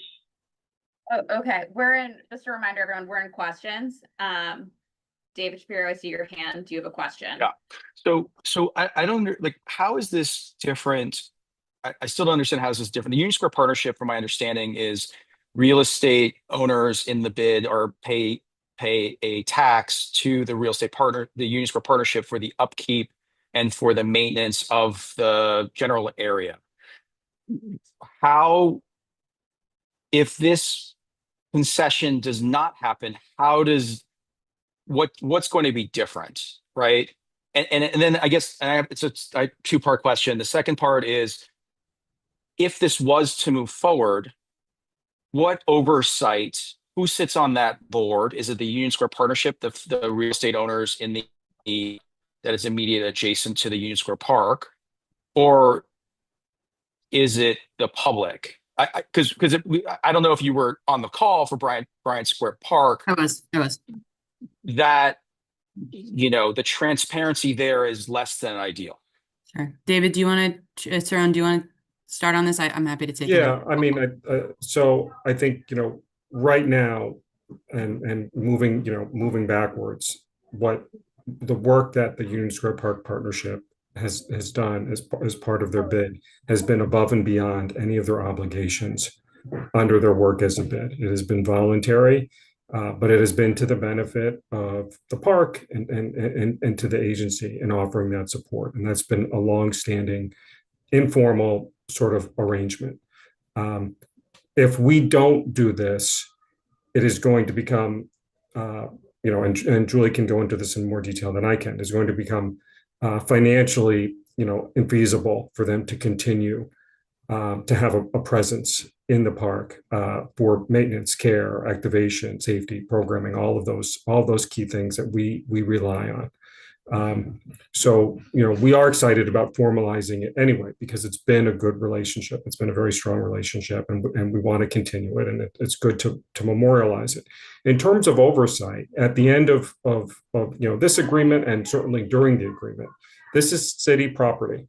This is parkland. It's mapped parkland. So the agency will work very closely with the Union Square Park Partnership to make sure that the obligations are being met. We will still have maintenance and operations staff that is reports in to start their day to Union Square. So it truly is going to be a partnership in that sense. So we'll be working together to we're going to have to figure out precisely who's doing what, and that's part of the codification. And yes, we will come back to the community board to share that agreement. Those are the kind of details we will need to work out, but there will be oversight directly from folks.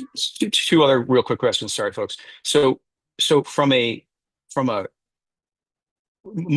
understanding is that the Union Square Partnership gets taxed, the real estate gets taxed, and you're saying that funding is not enough to cover the expenses of the park. And so therefore, as opposed to raising that tax on the real estate owners, you want to do more private events in Union Square. Well, I think it's slightly different. Can I clarify what it is? So David, this is I would say, like, of the phone calls we get, this is the most common misunderstanding. I know, so you are mostly correct in your understanding, but there's a really important clarification that we need to make. When the bid formation documents were from 1984, the bid is explicitly not meant to be funding any work in the park. So the park is like a big donut hole in our service area. And Okay. the assessment that you speak about, that all of the property owners in the area, whether it's commercial or residential, that they pay, that is only meant to go to our services that are on the sidewalks and on the streets. So our clean and safe program, our sanitation, public safety, marketing, promotion. We are actually, like, if you look at our contract for the bid, it says, like, this other street except Union Square Park. And so none of the money that comes from the bid assessment is actually meant to be spent in the park. About 30 years ago, that became sort of an untenable posture for us because there was need in the park and additional spending. And as the anchor of the neighborhood, in a certain way, it made sense for us to spend that money. But the bid assessment is not meant to be doing any funding in the park. And so it is to the detriment of the bid services that we're meant to provide, the supplemental services we're meant to provide elsewhere, that we are spending money in the park right now. So we are looking to bolster our ability to service both the district and the park by entering into this agreement. And these are the details that are to be negotiated, but the idea is that certain of the revenues that are already generated in the park could potentially come to us to do some of those services, as opposed to going into the like general fund of the city, but also that we would, ask for charitable giving from people around the park, that there's a lot of different ways to raise the money. It wouldn't necessarily just be about the commercialization of the park property itself, but rather the sort of suite of things that you can do to get additional resources. But I think it's a very important clarification to make that that the park is not actually currently part of the bid contract. That contract is one that we have with the Department of Small Business Services, only explicitly excerpting the park. Got you. But if you do make an agreement with them, then they would be running the park, or they would be running the park essentially, and the folks, the executive team and the board of directors will ultimately be reporting to the real estate owners that are in that bid. So and David, you can speak more to this if it's helpful, but we actually have two entities that are managed, jointly managed. One is the bid and the other is a local development corporation. And so the park contract would not be with the bid entity. We sort of like run both of them seamlessly. Bryant Park has the same thing. But they've got two. We would have a separate park board that would, a board that would be about the park. And I know I was on the call with Bryant Park. I know that Bryant Park is sort of like a sample size of one. They're a little bit of an outlier. Details to be negotiated, obviously, but I think it's important to say that my presumption is that parks will continue to have a significant presence in the park, both in terms of oversight and responsibilities. I think that's really important. I also think my question will be on executive compensation and making sure that folks don't get paid 2.5 times more than the mayor. right? That is something that needs to be closely looked at and as part of any sort of agreement. Thank you for answering the questions. You're welcome. Okay, additional questions. Thank you, David. Additional questions from everyone. Charlie Baker, we've not heard from tonight. Hey, two questions. First, what's the thinking behind pursuing what you described as a lowercase c conservancy of this potential sole source concession agreement rather than a capital C conservancy? Is there a meaningful difference between those two? It's really just branding. We think it is more confusing to talk about different entities, but I say lowercase c conservancy, because I think that's the easiest way to understand the type of value we're trying to pursue. But the goal would be to be under sort of a singular brand umbrella of Union Square Partnership because of the way we're able to provide sort of continuous service between the bid, the plazas, and in the future potentially the park. Got it, thank you. And then the other question, so which permit fees and concessions would this agreement apply to? I assume the holiday market is probably the biggest one, but would you be able to list, what are the other items that this would apply to? That's still something that we would have to hash out in negotiation. Right now, we're seeking to get approval from the FCRC for permission to negotiate. We have, of course, we have to have a very, like basic sort of, discussion to make sure we both want to move into an agreement. But, we're gonna get more into it. Ultimately, anything we do, would have to be approved by the law department, would have to be approved by OMB, who both have, OMB is the Office of Management and Budget, who both have seats on the FCRC. But as I mentioned, it has been requested, we will come back to you once we have an agreement that's further along to go over those details. Thank you, I appreciate that. All right, thank you, Charlie. Additional questions. Athena. Hey, thank you guys for looping us in relatively early in the process. What is the correct or the appropriate timeline we should have in mind as it comes to opining on the programs and the operational changes, if any, that you're proposing? Sorry, I'm sorry, could you repeat that question? So for us to opine on the actual operational changes, if any, or programming in the bid, what's the right timeline to keep in mind, just so we're not delaying your process and kind of moving in tandem with you? So we're seeking to really move as fast as we can. Okay. I think depending on, hopefully we do expect to get approval from the FCRC on October 17th. And then we expect to really to plow into negotiations like, the next day or the day after that. And we want to make as much progress as we can, as quickly as we can. So I can envision us coming back to the community board in November, most likely, if not certainly December, to go over those details. Got it. So we should. That would be our next meeting for the next cycle. Okay. Also, just a point of clarification, my understanding from some of the conversations that I've had is that at that point, when you come back, it's with this sort of proposed agreement that's been ironed out. So our ability to sort of opine in certain ways or give a shape would be beneficial now if we want to have input on maybe the course of that. But of course, we will also then see it a second time too. Is that correct? I think if there are things that in particular that the Parks Committee wants us to focus on as part of this agreement, we would be very happy to have you write to us now or as soon as possible to specifically enumerate those things.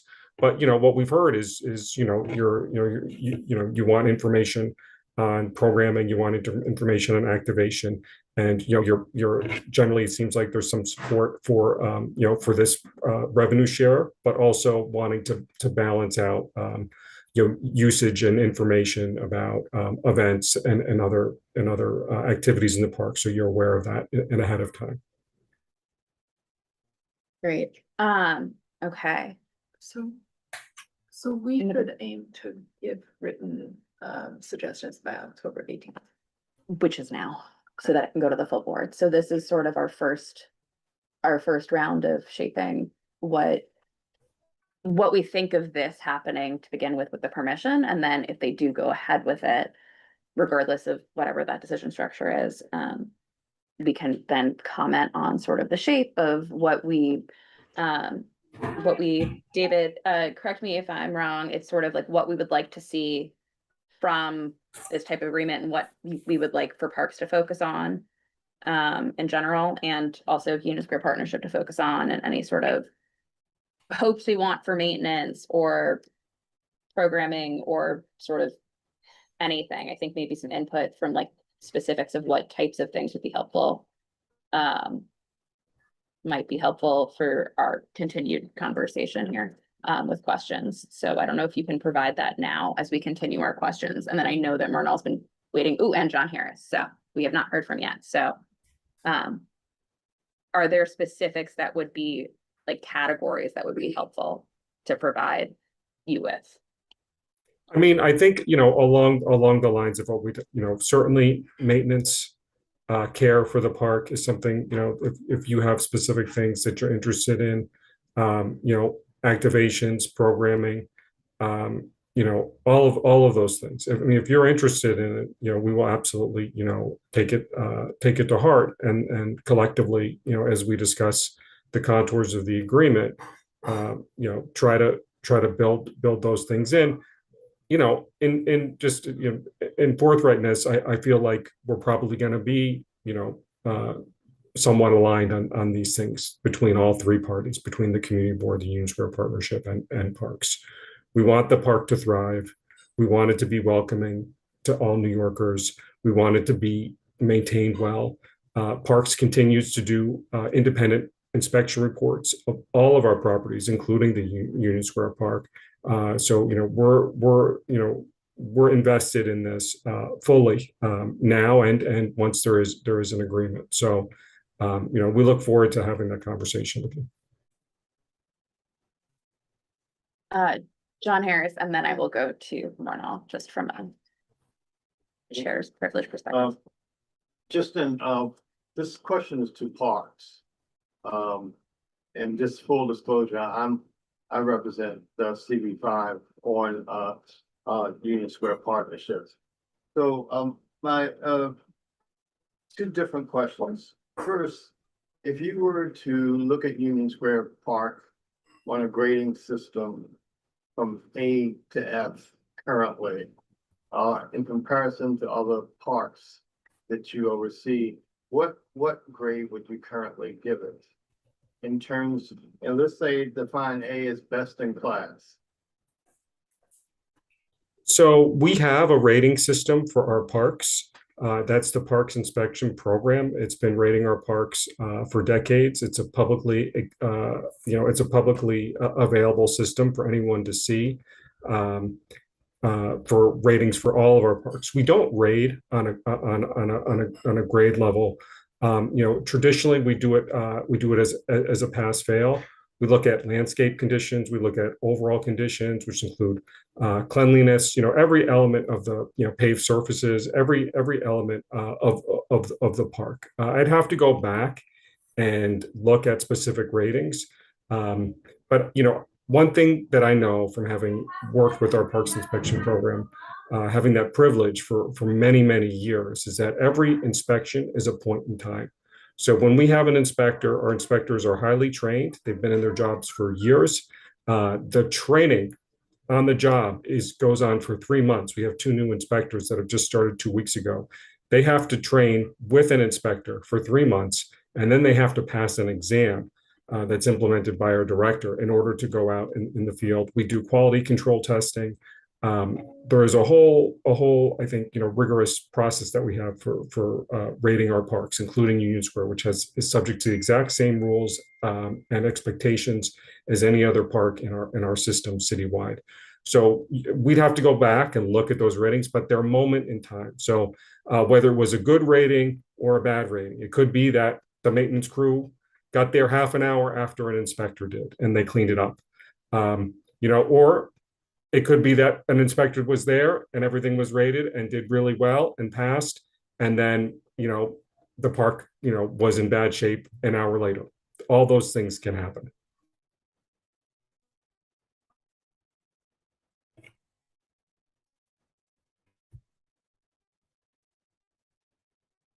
Did we lose them again? Oh, no.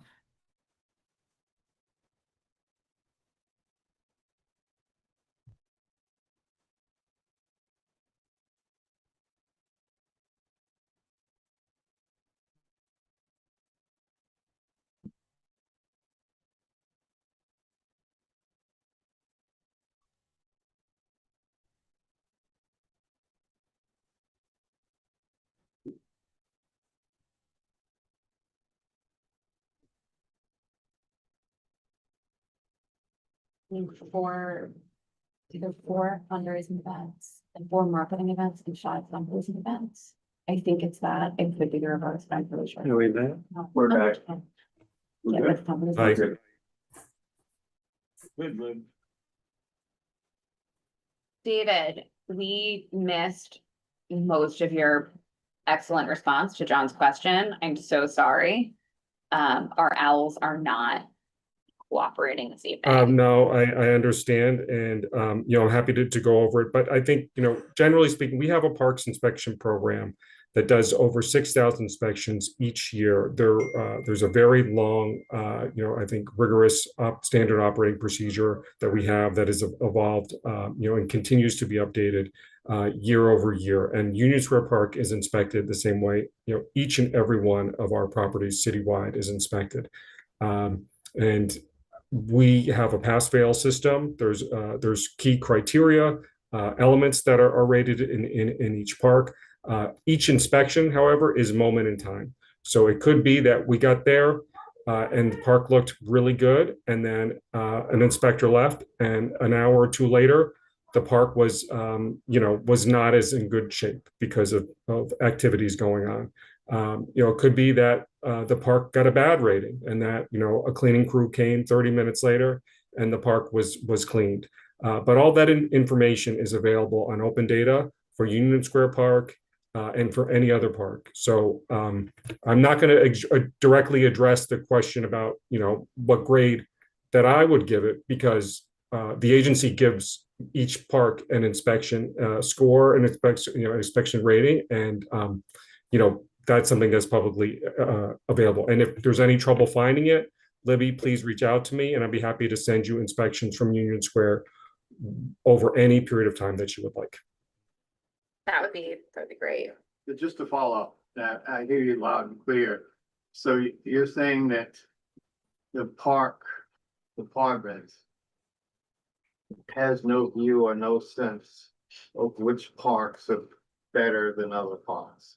I'm not saying that at all. I'm not saying that at all. I'm saying we have a rigorous inspection program. I heard that, but so I'll just ask the question a little differently. If you have certain parks that are considered best in class and others that are not, based on your inspections, where would Union Square Park generally over time fit in that spectrum? So I see that Paul Evans very helpfully just put into the chat that Union Square Park passed its last 2 inspections, which is really fabulous. But sir, I really honestly cannot answer that question without looking back at every park within a certain district, within a certain borough, within any sort of geographical range, and looking at the number of inspections they've had over months, years, however long you want to go back, and then looking at each one of the different categories and how they fared. And some parks are busier than others. Some parks are more challenging than others. But all I can do is tell you that we inspect this park in the same manner, with the same level of scrutiny that we inspect every single park in our system, and that information is available. We do over 6,000 inspections a year. I haven't committed the inspections for any individual park to memory. When we look at this from a management perspective, we look at it by certain certain categories, and we have indicators in the mayor's management report. So I couldn't tell you off the top of my head, but as I mentioned, if you have any trouble finding that, Libby should email me. Please copy Tricia, and we will get that information to you this week for you to look at yourself. All right, so as a follow-up question, when as a result of these inspections you've done over time, how will that inform your negotiations with Union Square Partnership? So we meet with the managers, we meet with the chief of operations who reports directly to Commissioner Shimamura, and his district team, including Paul. And we talk to them about what the needs are and how we can work together with the most synergy, as efficiently as possible, as productively as possible for the health and care of the park. So will this play a role in the agreement that you're getting authorization to negotiate with Union Square Partnership? Will your perception of the park and the inspections and everything you've done, my question is, will they inform you or play a role in the negotiations? Yes, inspections play a role, and sorry if I wasn't clear. So when we have inspections, what we do is every month, the operations teams from every borough meets with our first deputy commissioner, acting first deputy commissioner for operations, and chief operating officer. And every borough goes over their ratings, then their results. Certain parks are highlighted, and this is a monthly meeting. And as an agency at a leadership level, we discuss the challenges related to managing each one of the public spaces. So Ralph, our chief of operations, is active in Manhattan, is actively involved in those meetings, and Paul is I'm sure very well aware of them, and others. So what we do is we talk about it, we develop plans to address, and then there's it's an iteration of process. So when I say that key operations leadership isn't going to be involved in discussing this, that's what I mean. And so yes, inspections are a part of it, and then other issues that could that they've experienced, that Julie has experienced. We look at it truly as a team effort to try and make sure that we're meeting the needs of the park. Okay, so I'm taking that as a yes, that it will be factored into the conservancy. Yes, sir. Okay. Then my next question is, last question, is would you be agreeable to having a transparency clause in the agreement that you're working on with Union Square Partnership? Or would you be open to the idea? I realize this is not a negotiation we're having tonight, but I think you've heard a lot of our comments tonight about, in the context of other parks, about our concern about transparency. So, and I just thought about this, I'm not sure how it will work out, but in principle, would you be agreeable to at least considering having a transparency clause? Well, I mean, I think it's kind of a broad question. I can't, I'm not sure exactly what that would entail, but as I mentioned to Libby, we would appreciate it if the Parks Committee would put to us in writing the things that are important to you, and that you would like to see out of this agreement. I don't know, if we could accommodate something like that. I don't know what it would look like. Certainly, that'd be a question for our attorneys as well. But we want to know formally, what are the priorities from the Parks Committee? What are the things that are the most important for you? And we would certainly take that into account. Thank you. Thank you. Thank you, John. Great questions. Myrna, I know you've been patiently waiting. That's all right. So I have a couple of questions, actually more than a couple of questions. It is. Reminder, everyone, keep our questions, and we want to move to an action fairly soon, which is where this conversation is headed. Just by way of background, what exactly is the Union Square Partnership doing within the park today? That's one. And how do we, and I know this is up for negotiation, but how do we very broadly expect that role to expand, or do we not expect it to expand and we're just figuring out a way to compensate them for what they're doing in the park today?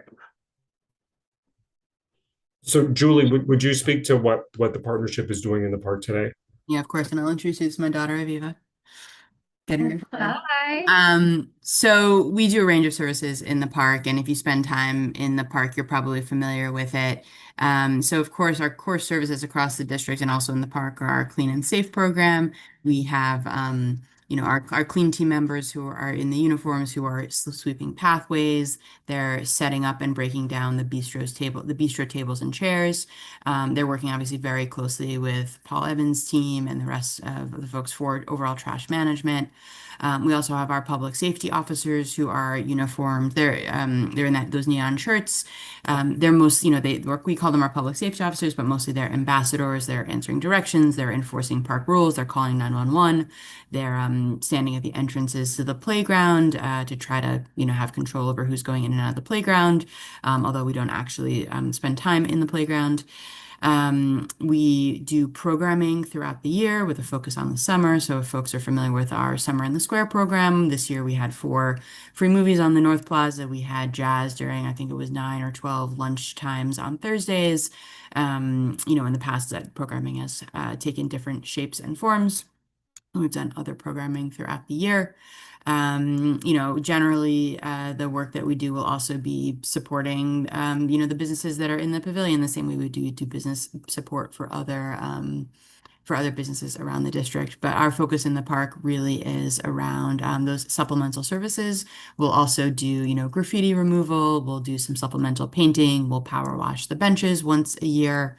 We'll do landscaping. So when you see the irrigation systems, those are our irrigation systems. We'll put additional materials in when we can afford to. But our real hope is that we'll be able to better resource all of that work that we do and potentially increase the level of service if there's enough funding to do it. Ed, did I miss anything about our services in the park? Nope, you got it all.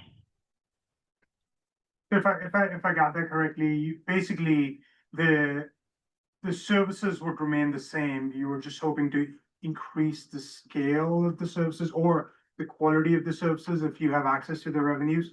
Yeah, so I mean, this is what is to be negotiated. So I don't have a general sense, but I think our ambition and our goal in this is to formalize the work that we do today in the park with a long-term view of trying to enhance, the quality and quantity of services we're able to provide if the resources are there for it, through a negotiation for revenue share and or through additional philanthropy that we're able to bring in through fundraising. And is any of the programming that you're doing currently in the park, is that a source of revenue for you guys? So we will have sponsored events in order to pay for those events. But our long-standing fundraiser called Harvest in the Square, which used to be in the park, we've now brought indoors. We do it at Civic Hall on 14th Street. So we're not currently doing any major fundraisers in the park. But for example, when we had our movie program this summer, it was in partnership with Alamo Drafthouse. So Alamo was, paying a sponsorship fee and doing the production, and that money that they give us as part of that deal, we reinvest in our services in the park. So it's not all of the services that you're providing is not voluntary. Correct. We're spending, a lot of resources in the park right now entirely on a voluntary basis. There is like one line in our SBS contract that mentions sweeping the walkways, but it doesn't nearly cover the sort of scope of work that we currently voluntarily do in the park.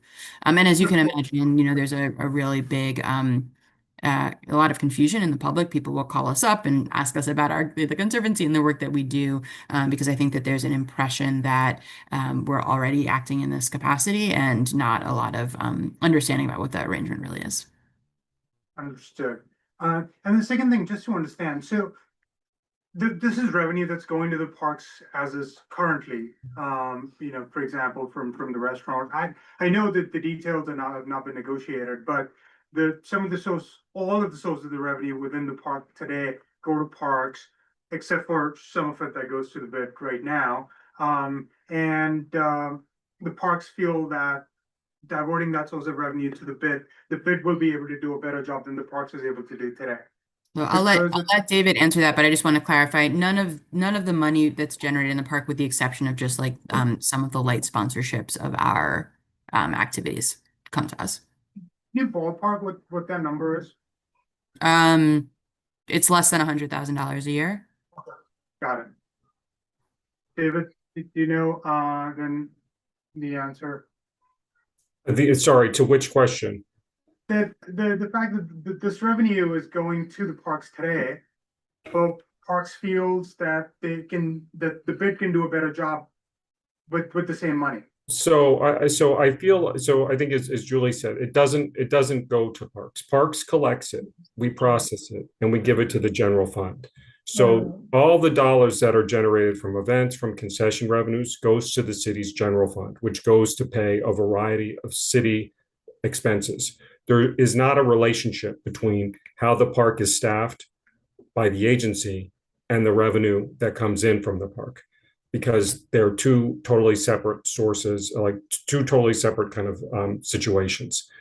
So it's kind of hard to it's hard to say. Like we staff the park to the extent that we have staffing available, and I think, you know, with a little bit of pride, I say this. I don't think it's that we feel like someone else is going to come in and do a better job than the agency, but I think we also feel really fortunate to have a partner like the Union Square Partnership that has so much experience in the neighborhood and in the park, and has always kind of put their heart ahead of their checkbook, so to speak, in wanting to care for the park and wanting to program it and wanting to see it thrive.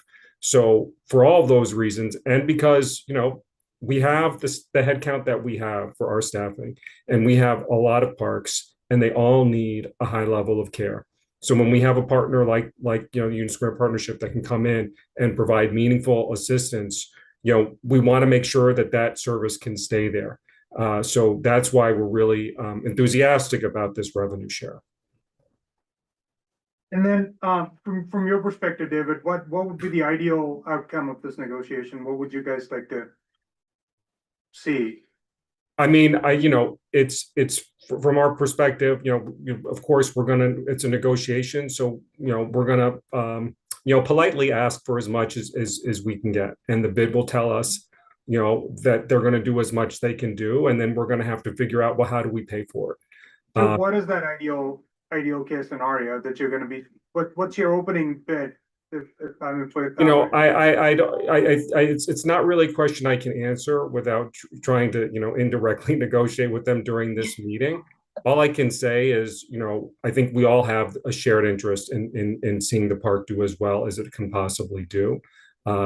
So, you know, you know, I think to your colleague's point about the condition of the park, you know, the work that I'm in is different enough from the work that Paul and that Ralph, our chief of operations for the borough, in where they're looking at the day-to-day care and operations of the park. So they are critical partners in this, you know, discussion and subsequent negotiation.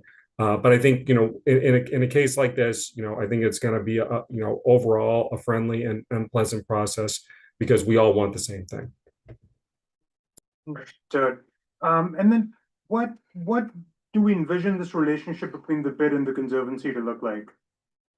Like what is there going to be a hierarchical relationship between the bid and the conservancy? Is there going to be a substantial overlap between the boards? I'm just trying to figure out what kind of conflicts of interest we should be looking out for.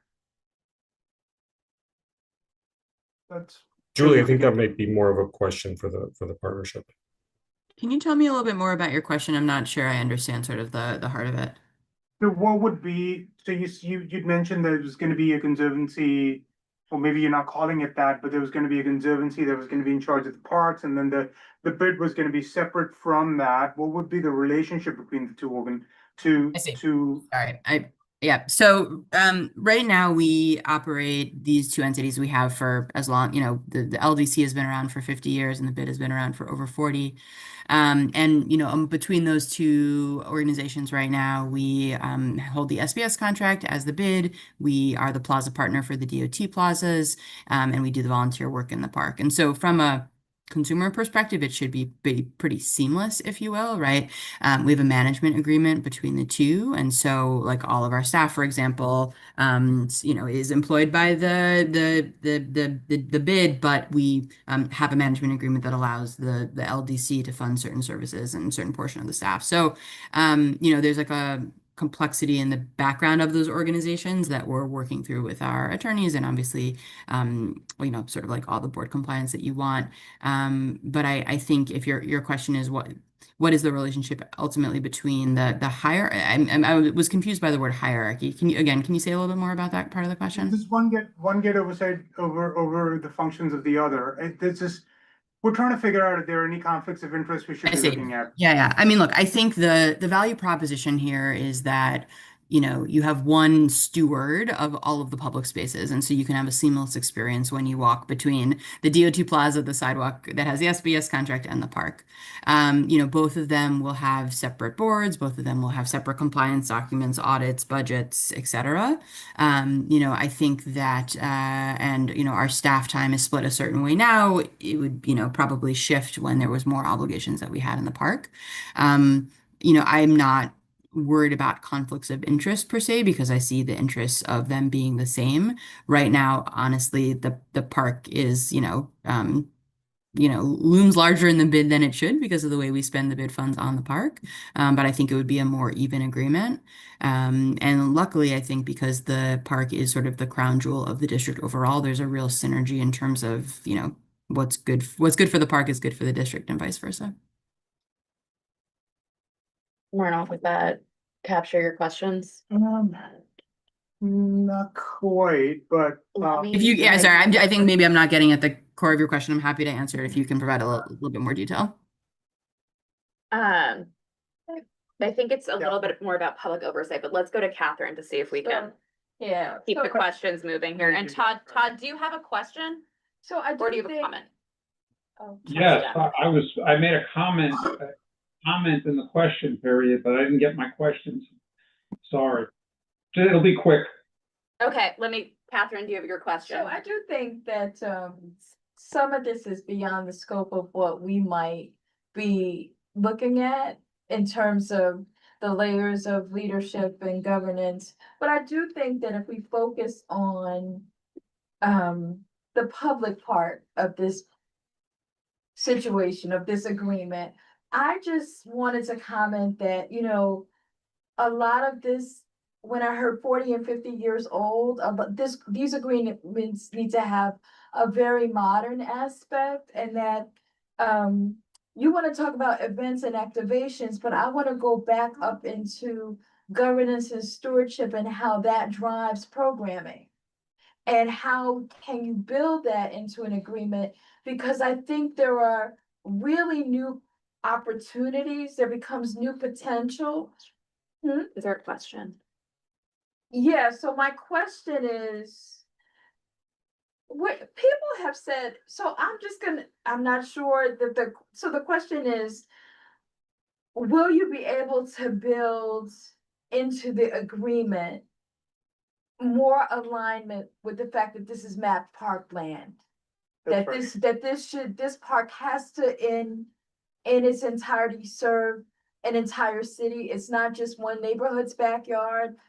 City parks are everybody's backyard. How do how can you bring that into your agreement without losing, I'm not saying, I don't think there's anything to lose by adding.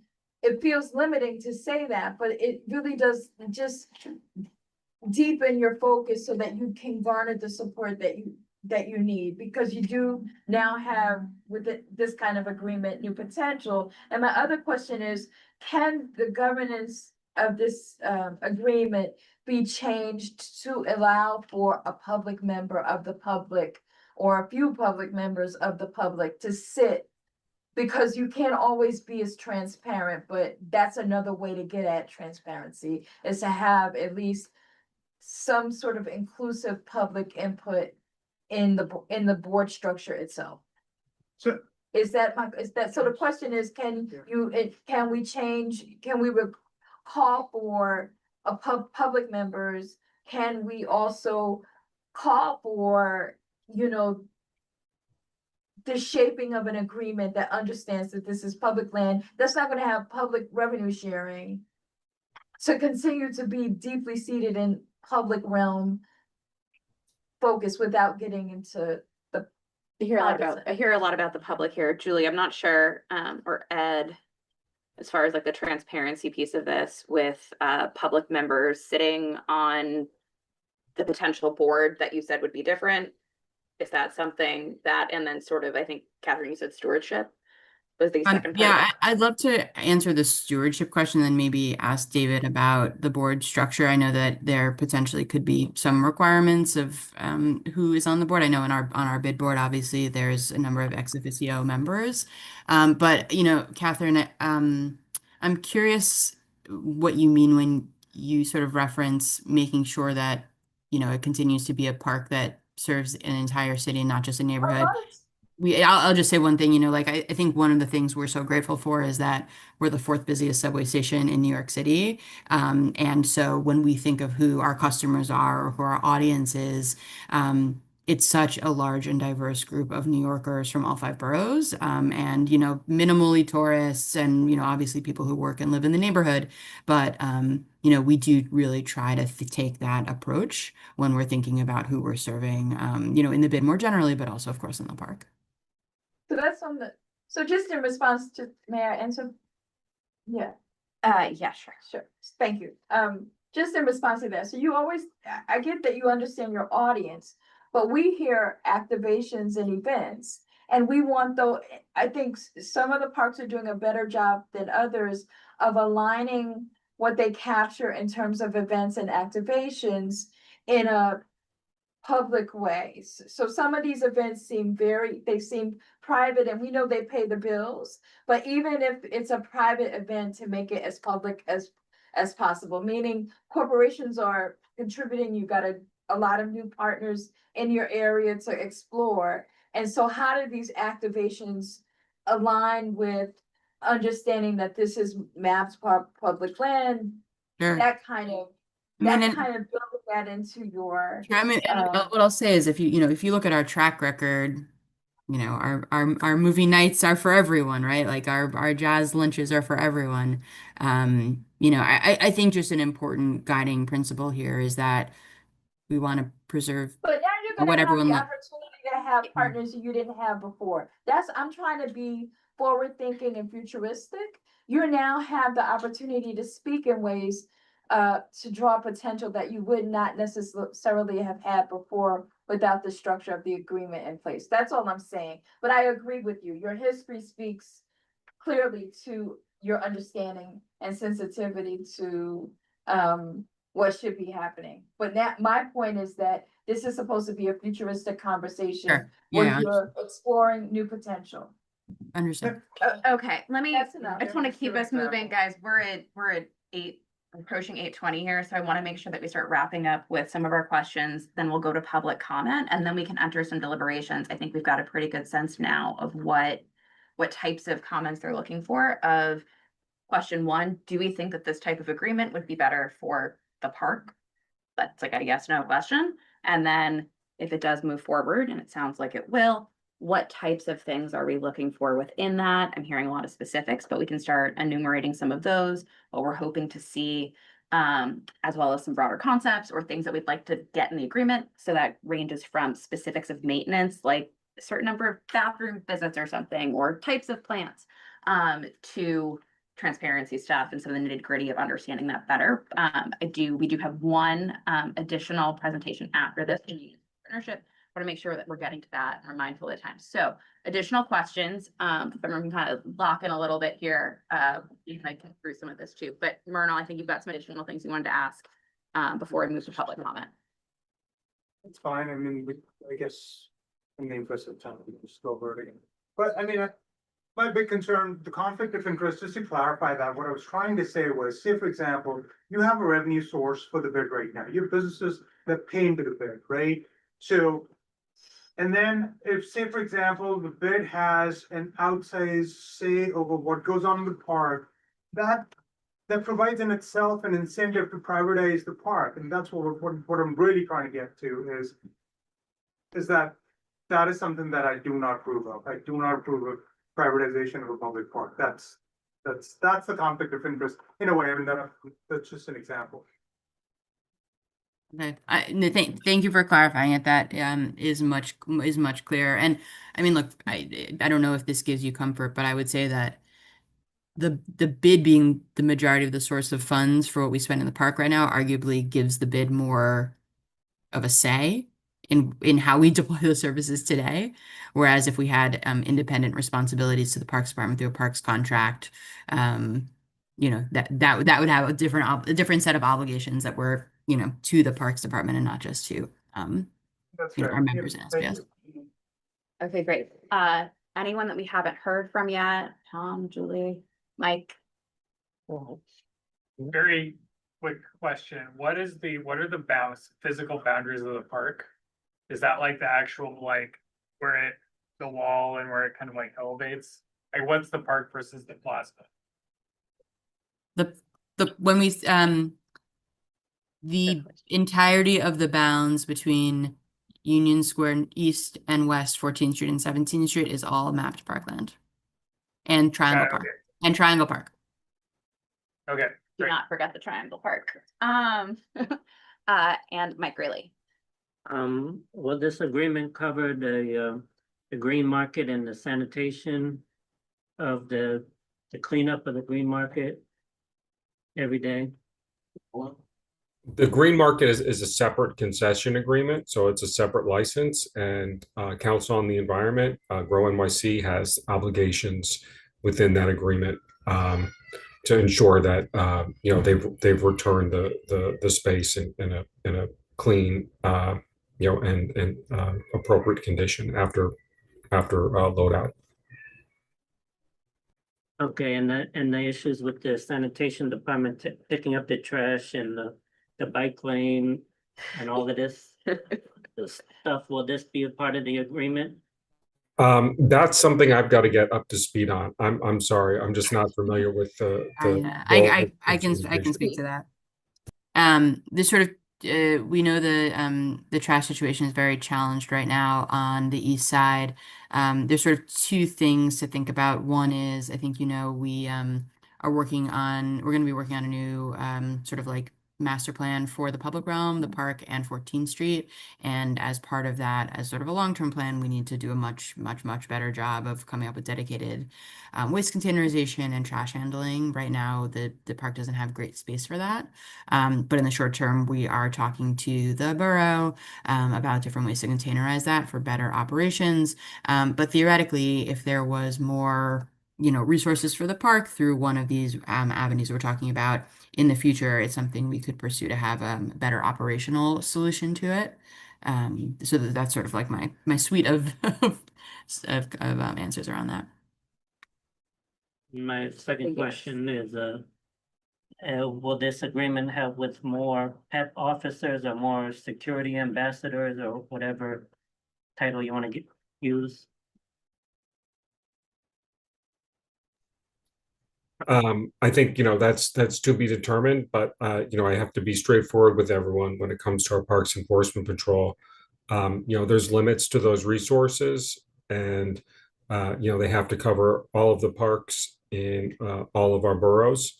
So you know, I think you know, that's going to be a challenge, but you know, we'll sit down with the partnership, and you know, I'll pull in other you know, leadership from the agency, and we will see what's possible.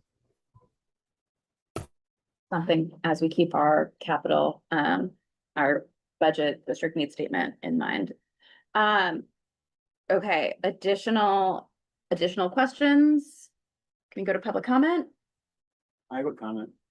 We're going I just public have comment one first, quick and then we're gonna go question. into business deliberations. Todd, quick question. Yes, as you draft the contract, based on past experience, it seems like the parks have rarely weighed in on the size and scale of appropriate events or the effective or reasonable use of digital imagery according to the laws of the state of New York. I hope that, do you have any plans, or are you going to consider that, your ability to intervene or comment in your draft contract? I don't recall ever seeing the Parks Department express those kind of concerns in their contracts with other bids, other conservancies. So, I mean, you know, every agreement is different, but to the best of my knowledge, you know, events are subject to Parks approval. You know, there may be conditions, you know, where it can't be unreasonably withheld. But I just want to be clear, Union Square Park is a permittable, the you know, locations within the park are permittable spaces to anyone within the city of New York. And that's not changing. So if someone wants to do an event, as of right now, as of today, you know, it is permitted by NYC Parks. The bid doesn't have a role in permitting those events. And I'll just go one step further to say that, you know, currently, you know, perhaps something could change, but it has not been contemplated that the permitting of those events would change. In other words, what I'm saying is, you know, as of right now, our plan is to continue permitting events within Union Square Park as an agency, and not in any way, shape, or form, you know, sort of passing that responsibility off. Okay, thank you for that. I will now open it up to the public. If there's anyone from the public who would like to comment on this matter.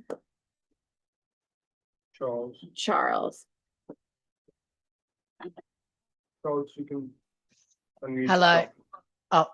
Oh, so I heard about in the comments about the you know, some of the events being open to everyone, especially the movie nights to everyone. But in fact, the movie nights don't have any audio description, so the blind community are not able to participate. And I'm hoping that out of this agreement, hopefully there'll be much more of an effort to try to make the events more accessible to all abilities, not just people in wheelchairs, which is great.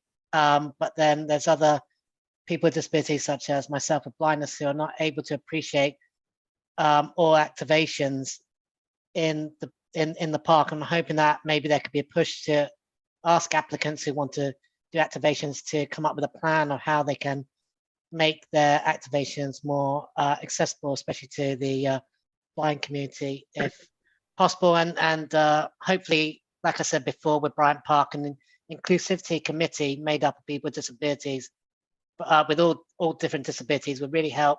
So you can get the feedback of what the disability community would like to happen, and ideas from them. That would be great. Thank you. Thank you, Charles. Are there any other members of the public who would like to provide comment? Seeing none, I will now. Julie's son, just hand. I will now move us into our. Did I have a comment before you said I should wait, right? We're not there yet. I'm about to get there. We're moving into our business session, where only members of the committee are able to speak, but I hope that everyone will stick around. So in case we have additional questions, again, to move towards some sort of action here, that we've sort of outlined. I did also, in the interest of full disclosure, I do want to make a note that Union Square Partnership, Ed and Julie, have been very communicative about this over a very long period of time, letting us sort of know that this is coming, and really did go above and beyond to make sure that we knew that this was like launched and happening now, and made sure to catch me on a Friday afternoon so that we could get going and get the office working on this and getting as much background information as we could to try to understand our role here. So just as far as the communicative piece goes, just wanted to put that out there. Michael Kabak, I hear you have a comment. I do.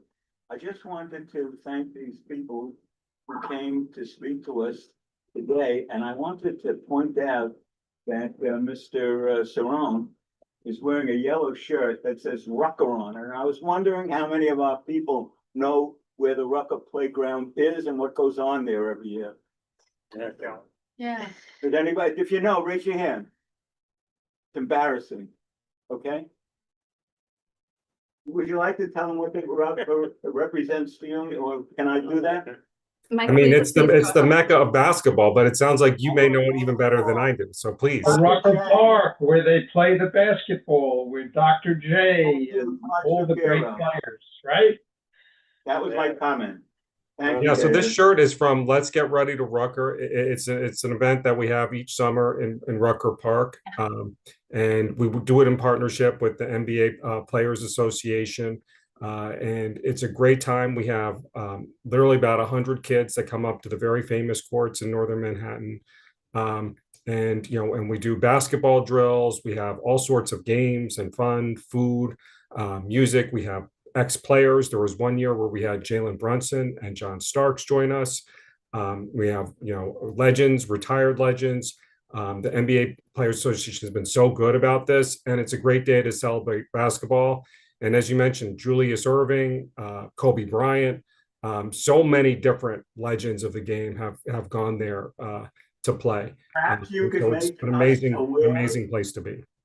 Perhaps you could make us aware of the next event at Rucker for the public. This. We need to talk about Union Square. Okay, Happy Libby, expect an email next summer. thank you so much. Really appreciate it. Love to know what's happening in all of the parks. But let's turn our attention back to Union Square Park. Sorry about that.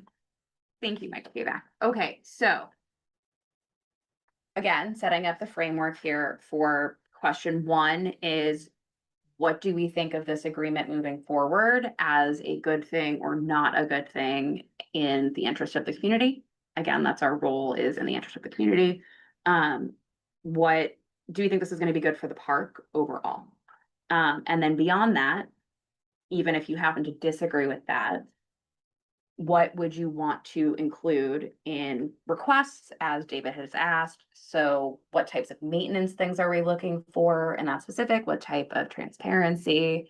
And board seats and a lot of the stuff that I think we've touched on in our questions. If we could formalize some of that into our requests, that would be helpful, so that if this does in fact move forward, it will be with the most beneficial agreement to the community members, again, in the public space, for the public benefit, to make sure that everyone is really aligned here for getting the absolute most out of the park and making sure that it is a wonderful and even better place to spend our time. John Klein. I'll start. I think, I think to some of the points earlier, like, it's kind of surprising that Union Square Partnership doesn't already do this. Like, having been, I assumed that they did. So it was interesting coming here and realizing that they're not. And I think to the conversation point earlier about a partnership like this would make it kind of set more of a standard and a baseline for them to be involved more in the park. Whereas theoretically right now they could just stop putting on all of these events and, a lot of that program may go away. So I think formalizing that arrangement is probably going to be in the benefit of the park. I think to some of the other conversation points, it's going to be important that, we maintain some standard of excellence to the park in terms of, if we think it's going well now, we want to make sure that it doesn't get worse. I think to Charles, the public member, about making sure that whatever is happening in the park is accessible, both to, different communities in the city, but also like the hours that it's open as late as it's going to be, and as clean as it's, supposed to be, and that sort of thing. Okay. Hearing that. John Harris? Yeah, I recognize that there's certain concerns about privatization of parks, but I don't think that's an issue here. My personal view is that Union Square Park is it's a very good park right now, but I do not believe it is necessarily best in class yet. But I believe that Union Square Partnership has the capability to make that happen. So in that context, I have a vote for that. I realize there are certain concerns, transparency, and going back to the privatization issue. But I think when I look at the costs and benefits, the pros and cons, of Union Square Partnership's involvement is clearly in my mind a plus. Myrtle.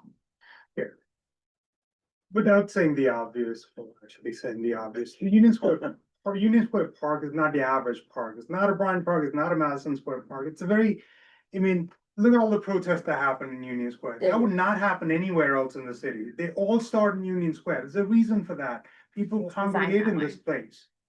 You know, it's your neighborhood park, but also, you know, Catherine, to your point, it's a city's park where everybody sort of congregates. It's a meeting point for people.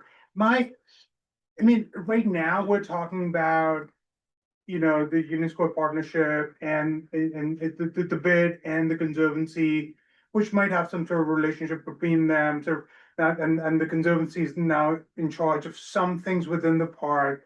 Tomorrow, the nature of that involvement might change. You then might have stakeholders within the bid, businesses in the area that might decide, hey, we don't want to protest in the park. We want this park to be spick and span, fine, not a spittle on the side of the street, but at the same time, the park's completely lost its character, right? It's no longer Union Square Park. I just don't, I guess I just have a fundamental problem with privatization of public parks to whatever degree that might be. You know, we're taking away part of the city's revenue, right? But at the same time, what is this? What are we getting in return? We're getting maybe a better level of service, but not much more. We're not getting any capital improvements in the park. We're not getting any sort of substantial spending on the park. And also, to John Harris's point, what is so bad about Union Square Park right now? I mean, it's a block away from me. I go there whenever I can. I love spending time there. I don't particularly think there's anything majorly wrong with the place. I get it. They are, you know, the bid is doing stuff in there that they would like to be compensated for. And maybe there are other ways to do it as opposed to, you know, having giving them sort of charter over certain activities within the park. That's my fundamental issue. Okay, we're getting stuff. Julia, who we've not heard from yet. I have just a procedural question, just so I'm clear. Are we statutorily involved in this process whatsoever, or are they just here presenting to us as a courtesy and we're giving them feedback? We're giving them feedback, and statutorily, we are not required as a community board to give comment on basically anything. Great. So we're not really answering the question of should we approve or deny. We're answering the question of if we have anything to say or anything we'd like for to be included, we should voice that here and now. But otherwise, this is not really something that we get to say is going to happen or not, correct? Well, so to the extent that it's not the way that things come to us, the way that Robert's Rules of Order and the language is structured, frequently you end up writing a letter that's a resolution because that's we either do want this thing to happen or we don't want this thing to happen. Here there will be a vote at the FCRC of we approve the next step of going forward into negotiations. So one way we could set this up is because we're opining, that's our whole point is to give opinions and to gap, right? So we can give the opinion that yes, we think that this should be approved and they should enter into negotiations, or this should not be approved. It should not enter into negotiations. And the next step of that, since at this stage, it's been made clear that if they do want to hear from us, they do want to hear what we want, what improvements we want, what type of maintenance, what type of plants, native species, what that would look like if they do go forward. It is our understanding that it is very likely to go forward. That is probably going to happen. We can also say whatever our misgivings or concerns are at the top of that resolution. And then beyond that, we can say, you know, yes, we do think you should move forward with this, or if you do it anyway, against our best sense, we could take a vote on that first part.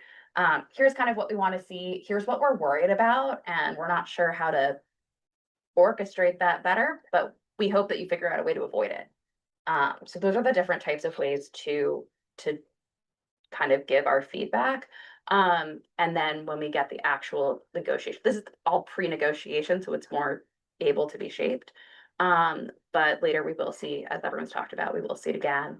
And then can comment on different pieces of it, or what we either say, yep, sounds great, you should do it, or hey, we deny unless, we don't think this is a good idea, so that'd be a deny unless you take out some piece of it, or we want this change, or we want this thing added.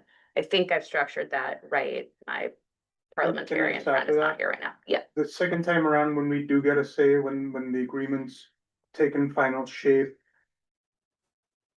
it's unclear what weight our opinion will hold at the time, which is why, again and again, we're being asked to provide our input right now. Okay. From both Parks and Union Square Partnership, which again, we really appreciate that everyone's gone out of their way to really make sure that we all share similar goals here. Can I follow up? Yeah. So then I think, I just feel like our conversation should be more, like, we should be talking about our wish list, right? Not pontificating about the overall existence of private public partnerships in parks, like for this specific instance, like they're coming saying we're doing an agreement, we all think the agreement is likely to happen. Okay, so let's just be We can pragmatic. say, we can have an opinion and like sort of what we've done in the past, which is Yeah. what I'm modeling this on. Got it. Past Okay. agreements is sort of the two-step piece of it, but because we do expect this to sort of go through anyway and be approved, but we do have we're on record as having pretty major misgivings, Okay. somewhat recently. Would we about be certain- willing to like go on record saying that we appreciate the courtesy of them coming to us? Cause that was initially like my question, like, Absolutely. we don't need to, there is no legal reason that we would have to opine on this, so it's actually nice that the presenters are coming to us and giving us the opportunity, and I just want that reflected. in the record. Absolutely. I don't want it to be too like negatively slanted. I'm personally in favor of this. How does the rest of the committee feel? Well, so. Catherine? Okay, so it's a professional, the professional tone of the letter, I get, but at the same time, I think we get to say what we need to say. Because the invitation has been, they invited us to say what we need to say. They have invited us to say what we need to say. And it's No, not, please, and please let me direct just me. say- Please, and please, it's, please, and let me finish just it. finish, and it's not our agreement, but it is a public.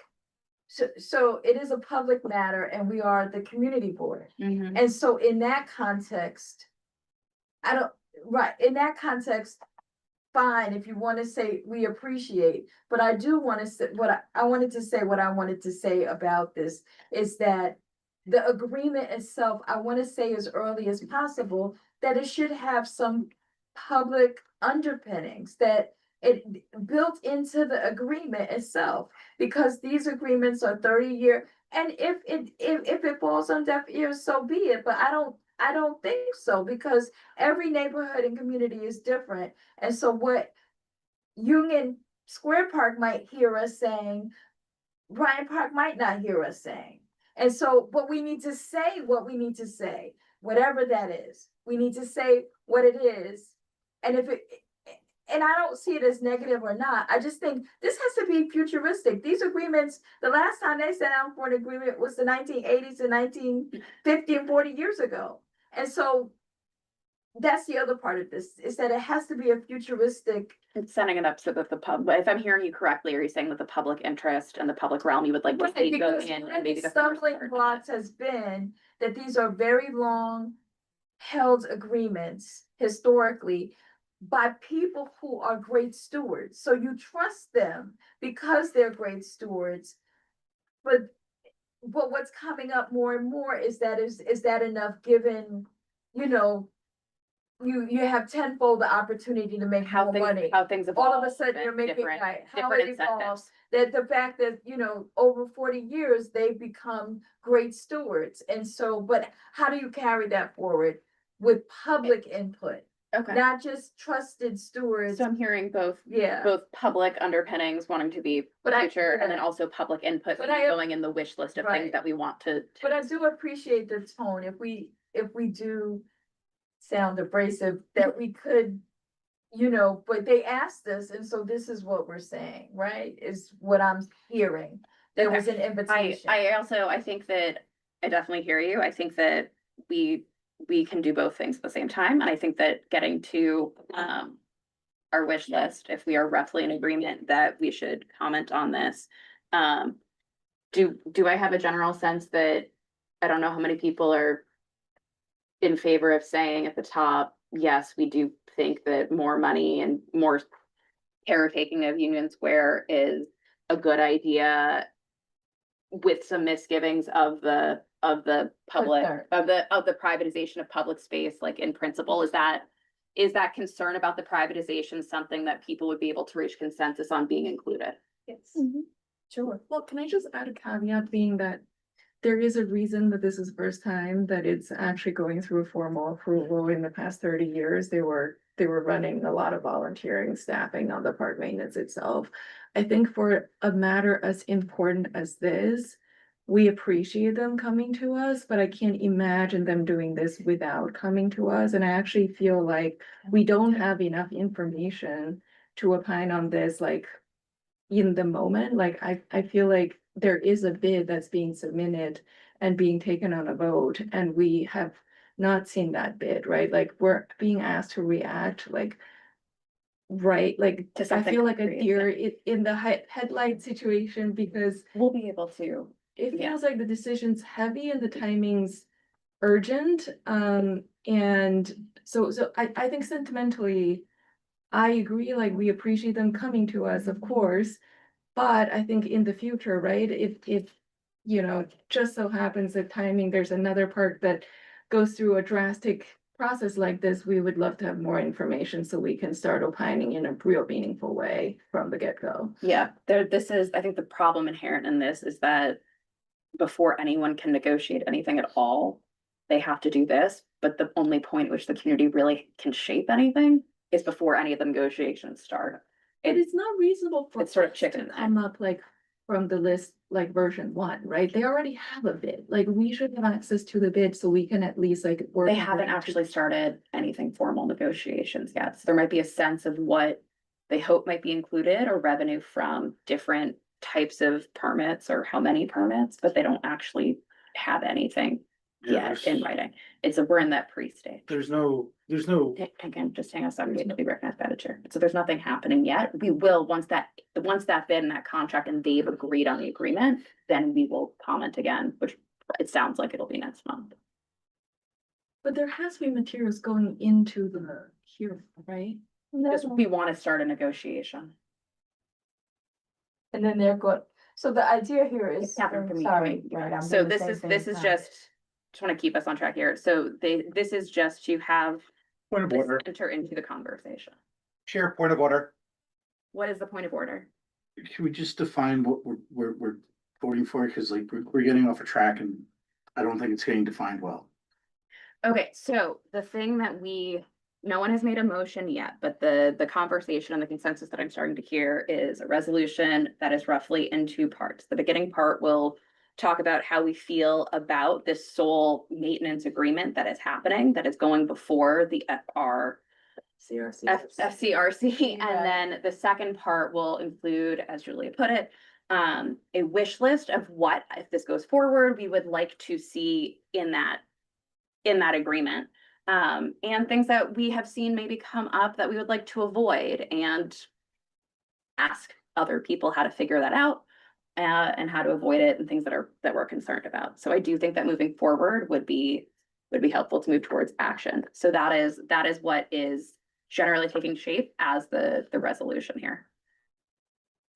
Which is a comment that would go to FCRC specifically about whether or not we think it's a good idea for this negotiation between parks and the Union Square partnership for this sole maintenance agreement to continue. That is the question. That kind of comes down to, do we think that this should move forward? If so, or if not, regardless, what's our wish list? Yes, Julia. The question is, do we think this should move forward, understanding that we have no formal say in the process, and that this is us opining as a not formal entity, right? Like if I'm understanding statutory. So though we're not obligated to, we are a public entity, and so we provide public comment. And Okay. as an interest in the community, like every parks permitting process, we also provide public comment, though technically, and sometimes people want it from us, but it's not, depending on certain agreements, it's not required Okay. from a community board. Community boards really only have to do a handful of things, but it is much more active and helpful, and generally people want to be able to give as much input as possible, and we as a body representing the public want to give more. But so that is sort of the setup One of final regardless, yeah. And thank you. Would we be opining on this as a committee if they hadn't requested to present to us tonight? Yes. Oh, sorry. I mean, I think Like, to rephrase, like, how would this have come across our desks? so there is, Not okay, so this is a little bit of a process thing. Most things that we comment on, for example, the concession percentage that goes to private groups versus the public and that's available, which can be controversial because of seating and the 30% or 50% that we dealt with earlier this spring before you joined the board. Types of rule changes like that, there's an email list from the city that talks about rule changes or things that are anticipated to go before things at a certain point, and then it gets on the agenda when things are meant to be on the agenda. We got an email notification from, I believe it was from the Parks Department saying, hey, we're bringing this application. Got it. We're letting you know. Got it. So that is sort of the notification and the specifics of required notification in that process. Also, Union Square Partnership did go and to make sure that we did hear that this was coming, and they've been communicative that this is something that they were going to explore or try to get. Again, this is to retain a certain number of the funds that come in from different concessions in the park. So for example, that would be the restaurant and the revenue from the restaurant, which we also heard the RFP is currently out. But prior to that RFP going out, we also were able to give some comment on what we hope to see from that. Other concessions that happen in the park or permits are the holiday market or the night market that's currently happening. The green market is a thing. And then of course, there are different permanent events that you can get a permit to do a large scale event. Regardless, there is a list of fees for how much that costs. My understanding is that rather than those fees then going into OMB, the general fund, it would be like, hey, for marketing activations, Union Square Partnership will get all the money from those permits. And that will then go into plants, bathrooms, whatever our wish list is, again, focusing on our wish list. But so, yeah, any misgivings that we have, and how to avoid them, but is that something with the concerns about the privatization that people seem to agree with before? Is that something that we would still agree with in this type of resolution? Can I motion to a conditional approval? Will you speak a little louder, please? Yes, can I motion to a conditional approval, just given the weight of this decision, so that we can compile our wish list and still make our voices heard without giving a formal approval? Can I just chime in? Is that, I think procedurally, I think I have to do, to clarify, are you saying approve entering into a negotiation with the conditions that they do this as an approve with conditions or a deny with conditions? And approve with conditions. Okay. I think that. Sick. Can I just seek for clarification? Yeah. Okay. Letter doesn't have to be an approval or denial letter at all. They're Yeah. not asking for approval or denial from us. They're asking for feedback on what they should be negotiating on. So it could be deny unless if we decide to go down that route, it could be But I approved think with I hear stipulation. an approve with conditions, and again, everyone is welcome.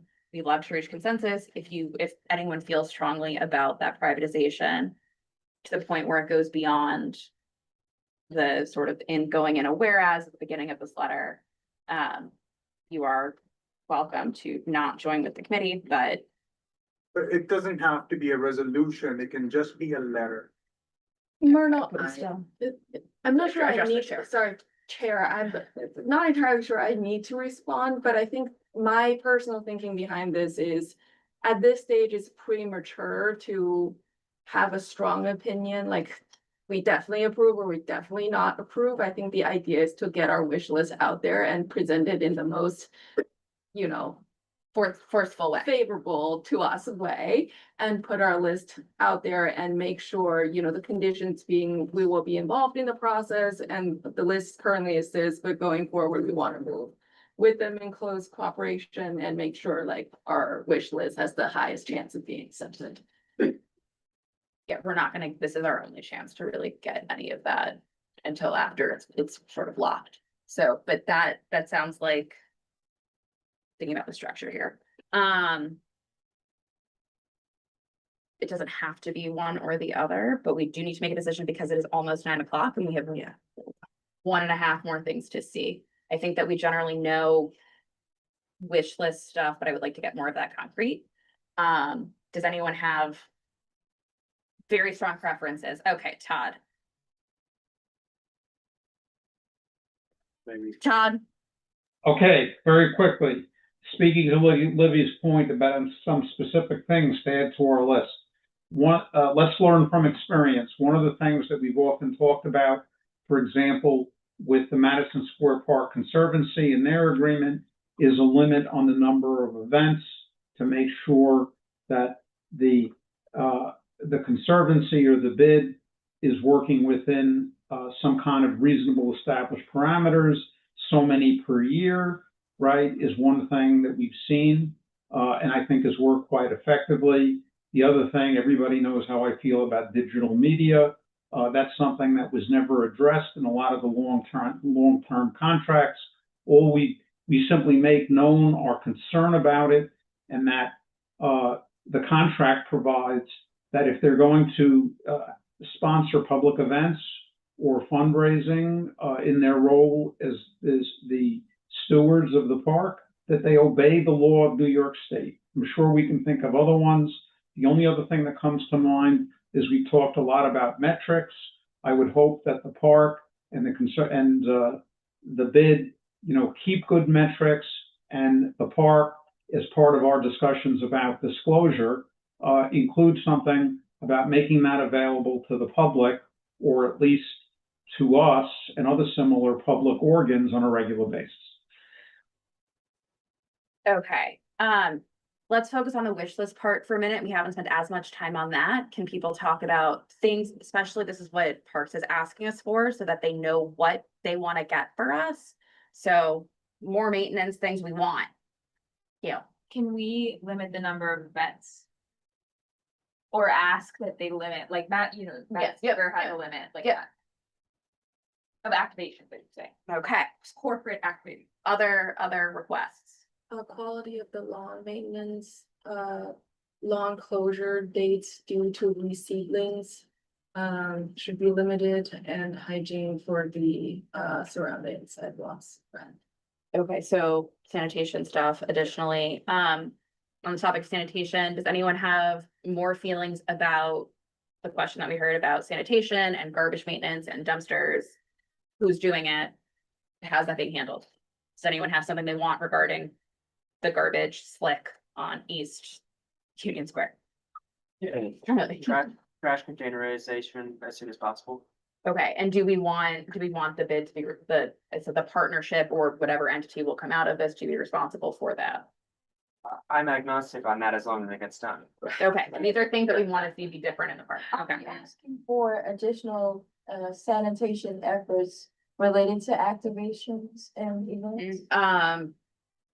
Beyond, are you saying above and beyond what currently is done or requested by the Parks Department, that we want the partnership to then take on an additional role beyond that? That they should build that into their program, yes. Okay. Yes. You are aware that this has come up well before 2 years ago when Carlina Rivera met with the Department of Transportation and everybody else down there to decide about containers.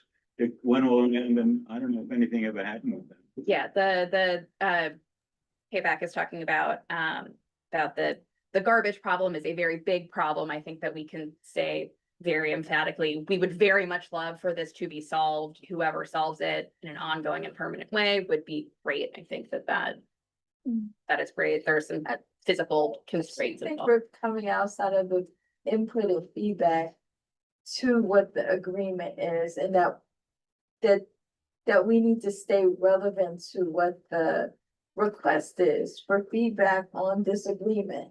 That is what, the things they want to hear are things like do a better job of garbage. We want someone to do a significantly better job with garbage, or we want native plant species, which me personal I would really like more and better plants and everything to be green and more trees and all of that.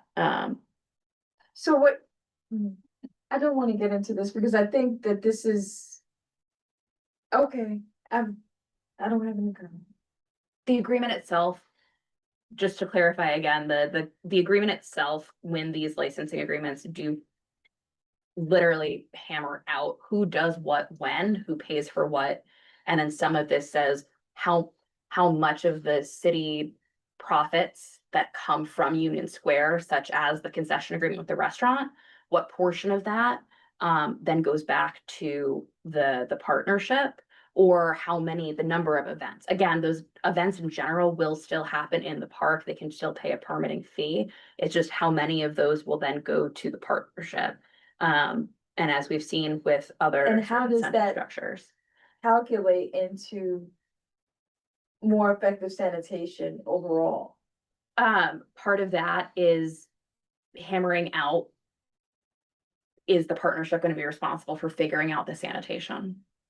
And we want them to be able to figure it out and be responsible for it and to containerize stuff. And this is what we would like to see coming out of this. So there can be a stipulation that requires them to do additional measures. To do and be able to pay fix for. it. Well, the payment part is, the city's gonna give them allocate some of this money and this revenue. And they will also then come up with their own fundraising efforts and do their own stuff to figure out the money piece beyond that city part. Well, But the maintenance agreement is what the city gets in return for giving them that revenue share. Right. So this part is important. on the Yeah, wish and list. this is sort of the shape of what, if we want fresh flowers in the bathroom every day. Okay, Libby, Yeah, okay. right, like that's the type of thing that we could technically ask for. Again, it is our job to opine. But this is sort of as they go into that negotiation, which we do expect to happen. Right, okay. I think some of this can be, right, okay. And so some of that, what I've also heard is, up to now, is having public members sit on, maybe having more than one Community Board 5 member, having additional members of the public, making sure that it's not real estate interests is something that I heard earlier tonight. John Klein. On that note, a suggestion could also be voting members of the board. Or if there's a new board that's being stood up specifically for this partnership that's under the other two organizations, but yeah, just giving more explicit governance control to public members. I think governance control to public members definitely captures a lot of our fears, and sort of accounting for that, especially if it goes beyond to having actual voting share and maybe a percentage where the public insight is weighed more heavily. Myrtle, wish list items. We'd also talk about deeper transparency on the conservancies, small C conservancies finances. Finances, also, I heard the transparency clause on things that we've been asking for in general at other locations as far as traffic at different times, foot traffic, events and number of events, even if they're not necessarily based on the partnership, but anything that they're involved with. Footprint, that type of thing. Follow-up question, Myrtle. And then if there was a way to make sure that revenues from the park do not flow to the compensation of the Board of Ed, that'd be great. So as to essentially not create incentive structures that we know have led to conflict of interest in certain other parks. And again, the future thinking part of this, that all of it must Because go what back. I'm and- hearing is So I think it's defining that the expenses part of that agreement not be defined as compensation for salaries for executives, but maybe for, They can be. but for used maintenance for the staff. Maintenance of the park. Okay, but or maintenance, to the then extent that it's going towards Okay. compensation for the executives. But maintenance staff sounds like something that we would maybe want to encourage. Right. So separating that out might be important. Separating that out. Okay. Supposed to not have the same incentive structure. Wish list items, Julia. To the point about, like data reporting requirements, I think we should probably encourage just like a required, data collection for any type of events they hold, because I think when we ask these questions, they're like, oh, well, we didn't have someone collecting the data itself. So I think if the agreement could capture that, that would be an option. And maybe a reporting, the requirement to come Yes. report to us, which isn't currently Reporting required, but actually having it written and putting it in. Yeah. There are other agreements in the city where community board sign off before changes is actually required. We have so sort of a weird one there, but that is sometimes something that can get written in or not.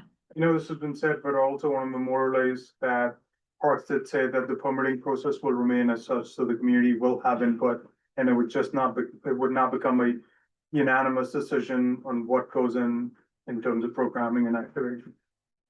Okay, we can also, I would support that. I think we can also say, we're concerned about, the public oversight. Please ensure. Safeguards there. We need safeguards. We have concerns, please.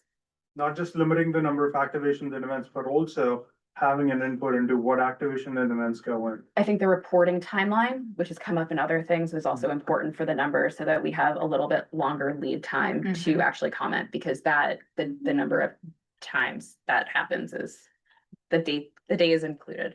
Okay, wish list items. Concerns. That it still remains a permittable park. Okay, great. I think logistically, like a limit to the percentage of their budget allocated to maintaining the park itself versus the commercial activities that happen off the park. Okay, I think that I think that we can totally include that. I also think that some of this is, are you saying that you want to limit the commercial part? So my concern is, right now, the partnership works a lot on like the triangular park and the plaza, and there are a lot of commercial activity that going on the park, and they have limited resources because of their old bylaw to work on the park itself. The reason that they want this privatization, if you call it that, is to work more in the park. So we want to hold them accountable to that promise, which is they will devote a higher percentage of their resources to the park itself versus the commercial activities that happen around there. I think this is going to be a technically separate entity, but I think there's a way to include that so that it's maintenance and whatever commercial things happen in the park, they don't do that. I think we can technically ask for capital Ask improvements. for clarification from Tina. Through you. Okay, ask me for the clarification and then I will pass the message along to our esteemed colleague. So could you ask Athena if she means that? Our esteemed colleague. Esteemed colleague means that a service level agreement should have some sort of metrics defined around it, so that if they're failing on that service level agreement, then we can hold their feet to the fire. Is that something that the committee, I'm gonna put that out to the committee, is that something to the committee at large would find amenable?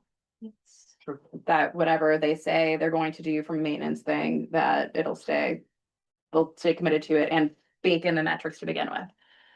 Is there anything we want to say about, how much do we want them to get all of the revenue from all of the types of concessions in the park? If they're going to be maintaining it, do we want to make sure that all of that stays with the park versus going into the general fund for the city? Or do we want to limit it because we're concerned about other stuff? This has to do with the agreements, like the restaurant, the holiday market, and potentially the night market, or any other types of sub concessions that are happening. Or are there certain revenues that we want to ring fence completely and say this should be off the table? This is off limits. Does anyone have any opinions about that? Because again, this is to provide money, and just as a reminder, the general fund, anything that comes from the park that's happening in Union Square goes into the general pot. This is a way to make sure that the city revenue stays in the place where it's happening. And so the other part of this is that to the extent that parks staff, because parks also staffs the park and the maintenance, and they need to, so part of the dilemma here is that parks doesn't have money. So parks needs to be making, this agreement needs to make sure that parks remains in the park and that staff gets staffed and the maintenance and the tools that they. No, so this is the park staff, and part of how much is the park responsible, and say we think that the city does an amazing job of having all of the resources and trucks that they need for garbage. We want to make sure that that isn't privatized at all. We could say that. I don't know that this how this committee feels, but you can say we want the Parks Department to stick with whatever maintenance stuff, and then how much we want the private group to then be in charge of. That's the type of detail that's getting hammered out now. That is sort of what do we want to offload onto that. The money that's staying is money that the only money that's being talked about now is money that goes to the private Union Square partnership that will then be in charge of whatever maintenance stuff they agree to. Right. So the money isn't to stay with the Parks Department staff. That gets resolved elsewhere. That's not a thing. This is only to stay. How much money stays with this private entity? The private entity. The private entity that will then be in charge of what maintenance, also the question. John Klein. Two quick things, on the wish list. One might be a like revisit in X amount of time of like 5 or 8 years or something like that. Yeah. So it's not kind of a internal thing. And then two, I think if we're gonna limit how much money the partnership is getting versus going into the general fund, I would lean toward like a percentage split rather than it being event-based. Just because it's easier to manage and I would imagine it would make it operationally easier if they can fully support everything that's happening in the park to some degree versus like, oh, we're not getting revenue from the holiday market, so we can only support it X amount because that's the money that we have or something like that. So there's two things that happen. There's the permits that are event-based, which that and other conservancy agreements, those are limited. But concessions then all 100% go to it. There are multiple concessions that happen in Union Square, which makes it a little bit different from other parks where the limited events happen. So there's more and different concessions to sort of draw from. But I like the percentage split idea. We can say how much we want, or we want all or not. Charlie. In the interest of time, can I make a motion? Yes. I motion that a letter be drafted with all the considerations that we feel like we've agreed upon during this portion of the meeting. Second. I just wanted to progress, I can see it. Great. Can you articulate a little bit more of what that might be for people who have to write that? Well, my understanding is there is one of our esteemed colleagues is assigned to this portion of the agenda, and there is a transcript and recording available. Is that something that people feel comfortable with voting on roughly? Is there anything that anyone feels very strongly has not been covered at some point in this conversation of things that we would like to see from a maintenance perspective? My more plants has made it in, so I feel personally gratified. With the crash configuration is also in there. Yeah, that's also in there. Number of events, so I don't know, I think that was widely supported. Would you be willing to come to consensus if it's not event-based, if it's more, but I don't think we have a statement on the amount of concessions / events.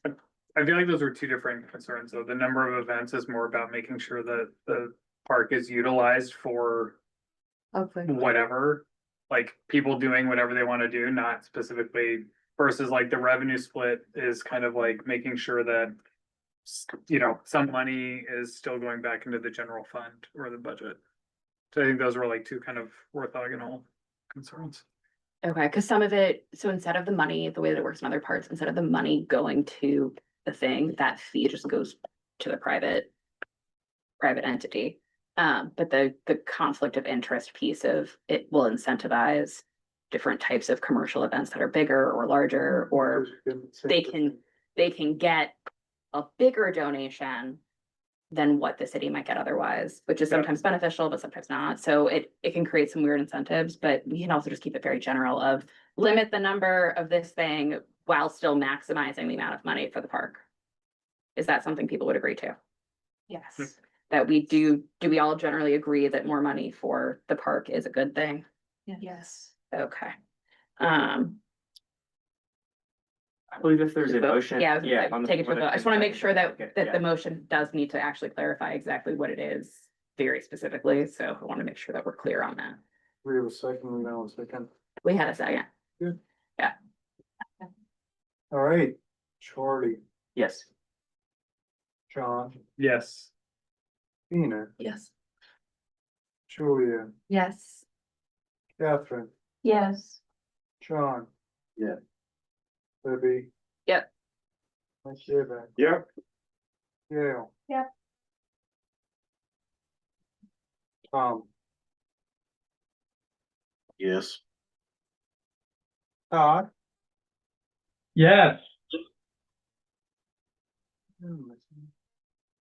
Okay, I am a no, sorry. That's that. As is your right. Thank all of you so, so much for coming and staying on for this long and through all of our very difficult problems. I think that we've dropped off some of the folks from Parks, but Julie, thank you for hanging in there with us this whole time. And we look forward to hearing what comes back. Thank you. Okay, moving on to our last agenda item, and then our very quick new business, which might need to be an email item. Sorry, Mike. Okay. Is art in Union Square Park. So we will have our presenter, I believe Tali is here, and take it away, Ash from Parks. Great. Thank you all. Thank you for staying on for a final agenda item, which is also about Union Square Park. I am Tali Cantor. I'm the Director of Planning for the partnership. So I work closely with Julie and Ed. And joining me is Ash Cortez from New York City Parks Art. So Ash works very closely with us at the partnership on art installations within Parks property. And we will be co-presenting and hopefully won't take up too much of your time on some upcoming art installations. The first is one that is coming up quite soon, and the second is one that we'll be coming back to you with an update on, but just want to give you a heads up. So Ash, I'll hand it to you, and just let me know when to advance the slides. Yeah, cool. Thank you so much. My name is Ash Cortez. I'm a public art coordinator with New York City Parks Art and Antiquities Department. Our office oversees the city's permanent collection of 800 monuments and the temporary public art permitting program. And we work across all 5 boroughs citywide, working really closely with Tali and the partnership on this project by artist Fitzhugh Carroll. He's a New York-based artist. You can move on to the next slide. Fitzhugh is New York based. He works in large scale abstract steel sculpture.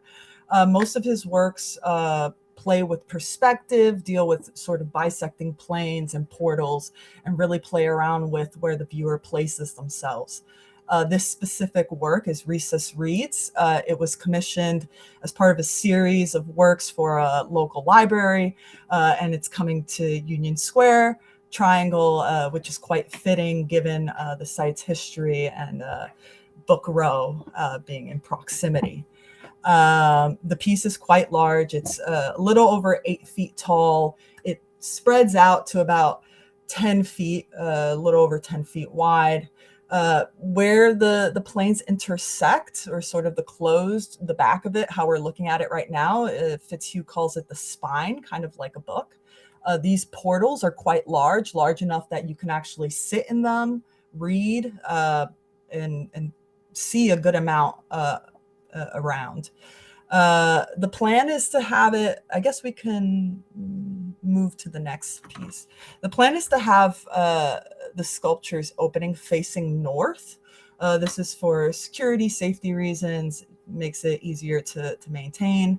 The piece will also have the millstone. I guess that would be in the next slide. There you go. It will feature a millstone, which will actually hold the sculpture's signage. It's pretty interesting addition. It mimics the the portals of the sculpture, so kind of like a punch out, and it's a nice play on this sort of millstone material with the steel of the work. It will be painted in a bright red. Maintenance is, of course, overseen by the exhibitor, the artist. I believe this piece in particular is painted and perhaps will be treated in a graffiti coating, but maintenance should be pretty easy. Installation will take place overnight. It's being handled by a really great handler, art handling company, Garmax or Artmax, who we've worked with in the past. Fitzhugh has also executed multiple projects with us. In 2017, he had a project installed in Prospect Park. In 2018, he executed a project in Clumber Corner. In 2020, it was Bartow Pell Mansion. He executed a project there.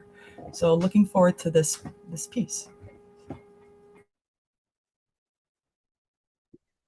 Should I go on to the next item before, or are there any questions about this particular piece before I move on? Anybody have any additional questions? I have a question. Yeah, Okay, on this particular piece, or can we hold them for the second one and group them together? whichever. You can go either way. I have one Okay. about this specific. Let's hold them for and collect the two, if that's okay. Yes, totally Okay. fine. All right, we'll keep going. So the next installation is in development. It is a lighting installation that's proposed for the Pavilion building on Union Square's North Plaza. This is an image from the time of year this year in January that we propose to have a lighting installation installed. So it's proposed for January to February 2026, a 30-day installation. And this is funded through a grant from the New York City Department of Small Business Services that has been awarded to Union Square Partnership. So the goal behind this installation is to activate and illuminate the actual pavilion building during a time where there is no concessionaire. So this is after Torching Crown season is over and before the new concessionaire, which is to be determined, becomes active in the spring for the spring season. So this is what it typically looks like during that time of the year. It's pretty inactive, it's dark, and we have had, community members raising concerns about sort of the perception of safety during this time of year as they walk across the plaza. This time of night was about 5 p.m., so it's really during rush hour, and it's kind of a quiet time of the year right after the holiday season. So the installation that's proposed is by a lighting designer called Masari Studios. They're based in Boston. They were selected because they do work in historically sensitive areas, notably Mount Auburn Cemetery out in Cambridge. And so they are proposing a illumination that would be on the facade of the building and partially on the plaza adjacent. And it will be responding to movement on the plaza during the day. So they'll have a way to track movement that takes place, whether the green market's there or there's no activation, people passing by. And the lighting itself will be dynamic and will be designed site-specifically to respond to that movement. So they're going to be curating a design that's changes day to day based on the movement of the daytime. There will also be a sound component. Masari is known for their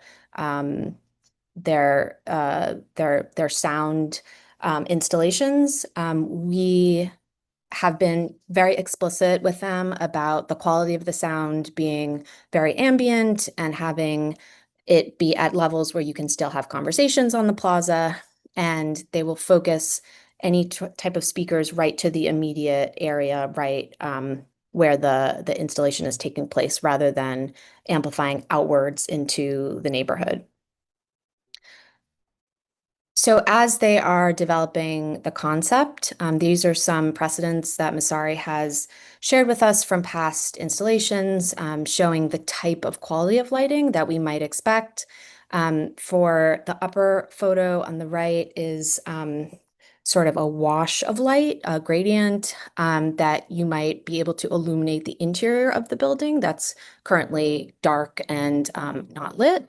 And then the lower image, which is showing a bridge lit up with different architectural components of the bridge in different colors and washes of light, would be a treatment that they could use on the pillars, the columns, and some of the other architectural elements across the facade. They have also shared this proposal with Parks and has a very specific treatment for attaching lighting to the columns that's sensitive to the historic structure.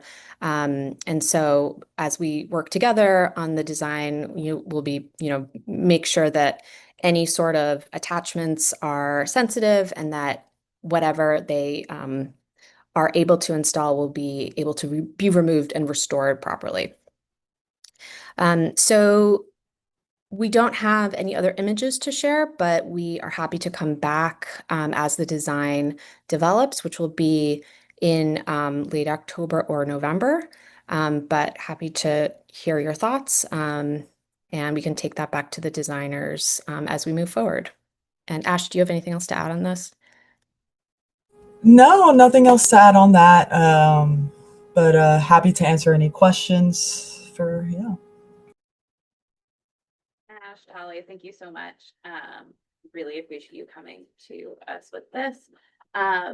Questions from the committee? Go to Gail first. Yes, and I'm gonna keep my questions, if that's okay, just to the first one, because it sounds like the second one is still kind of being developed. I feel like in the interest of time, when y'all come back with that, that's sort of when we can focus on that, we don't think this is our only time seeing it. Oh, okay. Well, still, for the first one, is it gonna be lit up at night? No, it will not. Okay. I'm just writing that down. Anything else? Is it gonna impede like traffic at all, do you think, in that area? It sounded kind of big. It's large, but we've had larger in that area. It's actually a pretty big triangle, especially so these renderings are to scale. And you can see in that left image that that individual has quite a bit of like over 20 feet on each side. Even that little millstone, if you go to the next slide, it's about 12 feet in front. So, we really try and, see right here, that's 12 feet from the decorative pattern of the triangle. There's tons of space to move around, especially for, ADA, large groups of people, tons of space. Okay. And then you said people can like sit in it, kind of post up in it. Is that going to be encouraged? Is there going to be signage that tells them to do that? What's that situation? Not signage to encourage it per se. I think that it's something that has naturally happened when the artist has installed the work in other sites. That being said, it's pretty intentional what can be touched and accessed, and the rest of it is quite large and can't really be reached. It's pretty tall. But yeah. And then you said last one, I think the artist will maintain it and it might have an anti-graffiti coating. Yeah, so just been speaking with Fitzhugh about the coating. It's really also dependent. I don't think this piece would technically need it. It would be easier. Ultimately, no matter what, the artist will have to maintain the work. And to be honest, like going into how easy it would be to recover, graffiti wipes would wipe just about anything off of the paint that's already coated on this piece. So yeah. Any additional questions? Any other questions from the committee? Sean Klein. I might have missed this, but on the lighting sound, the second piece, is the lighting and sound active like all through the night, or is it only until like 10 p.m. or something? Yeah, it's we're anticipating that it would stop around 10 p.m. That's still to be determined, but we've presented the concept to the W Hotel, who they have, they were very concerned about their guests who are staying at the hotel, as well as, the residents that live around the park. So having it be off or reduced as the evening goes on is definitely going to be something we take into consideration. Great. Michael Kate. So the lighting, I was going to ask about, but what about the noise, the sounds? The same. And the other thing I should add is the the sound and the light will be controlled remotely by the artist. So if we have issues as the installation goes on, we'll be able to notify them and they'll be able to adjust the timing or the volume pretty easily. Yeah. How early is it gonna start, the sound? It will start at when it starts to get dark, which will be about 4 o'clock, 4 p.m. Around January. Okay. Mike Grayley? Will it be on it in the early morning when it's still dark out in the morning in the winter? No, it will not. It will be around approximately 4 p.m. to 10 p.m. That's sort of the hours that we're looking at the moment. And Tally, do you want to mention how they're able to sort of focus both the direction of the sound as well as the light to be sort of localized at the pavilion location? So I can talk about that a little bit again. So the speakers that will be affixed to the sculpture will be pointed down towards the immediate area around the pavilion rather. So it won't be pointed outwards. So the sound will be really contained to the immediate area on the plaza. So we've been looking at the sort of, if I go to this image, where the paving is lighter, closer to the pavilion building, there's sort of this semicircle within that zone, but even closer to the pavilion. Questions? Yeah, and you said the design's not ready, but it will have something that makes it aesthetic during the daytime as well, right? Like, it's not just gonna look like a light fixture that will only sort of be attractive in the evening. The building will not be illuminated during the day. It won't be visible until it gets dark. So you might see, I mean, it will be pretty hard to see probably the light fixtures that are attached, but they'll be visible during the day. But the actual installation will not turn on until it's dark. It won't be visible. Okay.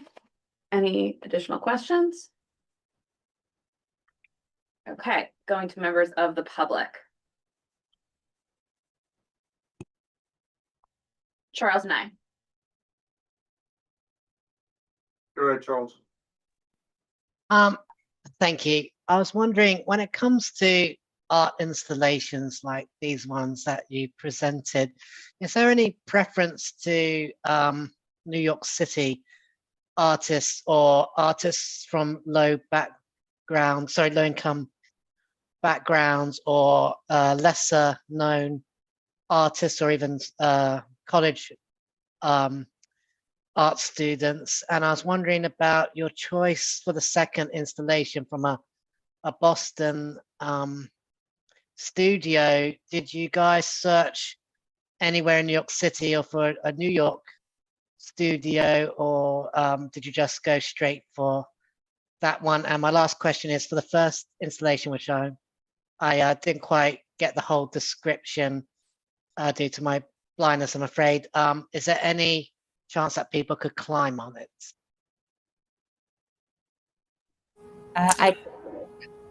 Hey, Tally, I could answer just the first half, which might be able to set up the second half of the question for the lighting component. Charles, apologies for not describing the piece. It's a very large metal work that, if you could imagine two large planes just intersected each other, very simple, abstract. It can't be climbed in a sort of easy way. I would say there are two parts of it that can be accessed to sit on. That being said, it is New York City and people can do just about anything in New York. But that does not stop us from installing works of art. We just take precaution where needed. And that's, various signage, various features that help people walking, finding their way, and things of the nature. I will say that something that we actually have implemented in previous signage for art is Navilens codes, which are really great for the visually impaired. It lets you know quite easily, just with scanning a device, just in a general area. Some folks might have seen these NaviLens codes in use on the subway. How far an object might be, the nature of the object. You can even write information, that might be on signage, and it will speak it back, or even let you know distance as you're walking towards it. We had an installation in Spring Street Park with a student from Brown University. The piece is titled "The Blind Urban Subject," and it's all about navigating urban spaces, and especially art and interactive works for the visually impaired that used those NaviLens codes quite successfully.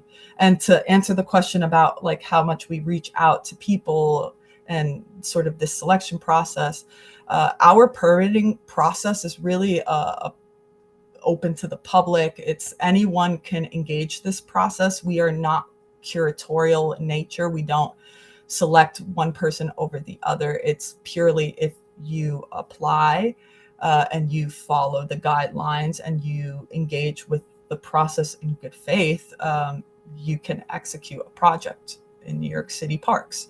These are public spaces. These aren't private galleries. So that being said, Fitzhugh is an artist who has executed a lot of public artworks. But the piece that's in Union Square right now is by an artist, Risha Gorig, who is, a little bit of a lesser known artist. And that piece is fantastic. It speaks to a lot of what's going around in the site, specifically the climate clock that's behind the triangle. And a lot of the other negotiations that happen within the park, from the chess games that happen to the protests that happen. It's two chairs that are sort of lifted up high in the sky, about, I believe, 15 feet, and they're bright pink. And it's sort of about the space in between those two chairs. So the artwork is called Space Between Us, and sort of that space in between, where negotiations happen, conversations happen, etc. Yeah, so that's to say we work with nonprofit groups, we work with independent artists, we work with all different kinds of folks, we work with kids that are painting murals, we work with teachers that are just trying to figure out a way to do something. We work with everyone. And yeah, I'll leave it to Tali now to answer the second half. Yeah, so I can speak to the lighting installation and just generally our approach to artwork as well, in and around Union Square Park. So for the art installation, I think, Charles, your question was about, why we selected a Boston-based firm, and we looked at, a range of different lighting designers, specifically since this was a grant for a lighting installation. And Masari, the firm we selected, because of their background in working with historically sensitive sites, we found that their work to be relevant to this particular site because it's a historic structure. And we also appreciated that they had a site-specific approach. So it was a design that was tailored to Union Square's North Plaza and the Pavilion, as opposed to a lighting installation that could be that existed somewhere else that could be sort of moved to Union Square and kind of didn't have a very local and site-specific story. So we really liked the way that they're looking at the movement on the plaza to inform the design. But in other installations that the partnership works with, in the case of, for example, the mural that we paint on 14th Street, we have an open call for artists. And we receive over 50 responses, and anyone can apply. And we encourage local New York or New York region-based artists to apply for the project. And then we also have another installation where we're collaborating with a university, and the students are working on a design concept for a sculpture. So it is a range, and as Ash mentioned, this is really about it's the public works, but also we really try to have a diverse artwork itself, but also the artists, whether they're established or emerging. We really encourage looking at a lot of different ideas. Thank you very much for that. Are there any other members of the public who would like to speak? Okay, seeing none, I will move us into business session. Gail, since you are the lead committee member on this, do you have a recommendation or opinion on kicking us off on our conversation about this? Yes, I mean, I recommend we approve. It sounds like the one piece is a New York artist, has a lot of experience in the area. I think that's great. I would just say we'd like them to come back to us just with the final details when they get it on the North Plaza one. That's what I would say. Second. All right, let's take it to a vote. Take it to vote. Charlie, Yes. John, Yes. Tina, Julia, Yes. Catherine, Yes. Sean. Yes. Libby, Yes. Mike Quebec, Yes. Gail, Yes. Tom. Yes. Todd, Yes, Todd, yes. I'm a yes. That only counts as one, by the way. And the motion passes. Okay, great. Tali, Ash, thank you so much for coming. We really appreciate having you here and hearing about art in the park. Really hoping that we can have more conversations, especially as we start to change this committee to be a little bit more proactive at different stages. And Juliana, thank you so much for sticking around. Always happy to have you in for the long haul and know that you are always ready for a pickup meeting whenever that happens. Thank you. Okay, so moving into new business very quickly, this will not be a conversation, but Mike Greeley is not a member of our committee, but has come tonight because we had hoped there might be the opportunity to sneak in a bit of a conversation during the budgeting process that is currently happening. Our member Kim McCall, who is not here this evening because she's teaching her class, is heading that task force. So if there are requests for the Parks Department, Parks agencies that we see, also some environmental requests that can come in that we would like to have in the capital budgeting process. That is something that please send to Mike Greeley, please send to me, please send to Kim, but that process is happening now. So street trees, it's one of the things that we consistently ask for. Also, Union Square Partnership came to us with a request for a letter of support for the capital budget request for the pipes underneath Union Square because they are broken and get fixed piecemeal and it's sinking and it's a whole thing. So getting more money from that would be great. It was allocated. So just a little brief announcement about that for new business. Any other new business? Right here. Michael Payback. So, I wanted to announce my next tree tour of the Flatiron District. It's on Sunday at 11 o'clock. On that tour, you will walk away and you will know where the mother of Winston Churchill lived when she lived in New York before she went to England and married Sir Randolph Churchill and then had a little baby called Winston. You will actually see the location that she lived at, amongst other cool and great and sexy things. On Tuesday, the 7th, I will be offering for free. Again, if you're not happy at my tours, you get double your money back. The Garment District Tour, which begins at 10:30 in the morning at the Yellow Button. Does anybody here not know where the Yellow Button is in our district? Another piece of public art. Everybody knows, yes? Yes. Cool, nice. Good, good. I'll teach you more stuff if you take the tour. Thank you very much. Great, thank you. And seeing that if there is anything that was not covered during this meeting or on our agenda that a member of the public would like to speak to, please raise your hand. Charles Nye, you are recognized. Go ahead, Charles. Thank you. I just would like to bring to the committee's attention a report that was recently in one of the New York publications that the loop expansion of the Central Park Drive, which I believe you guys heard a presentation a good few months back, has seen an uptake of cycle accidents and pedestrian accidents between cyclists and pedestrians. Actually, according to Crash Mapper, since June 2025, there's been 25 accidents, including one fatality where e-bike cyclist died when they collided into a pedestrian. Whereas last year in 2024 in June, there were 12 accidents. So I was wondering if that's something that the committee could look into or bring back Central Park Conservancy about the safety issues of the changes that they made to that drive.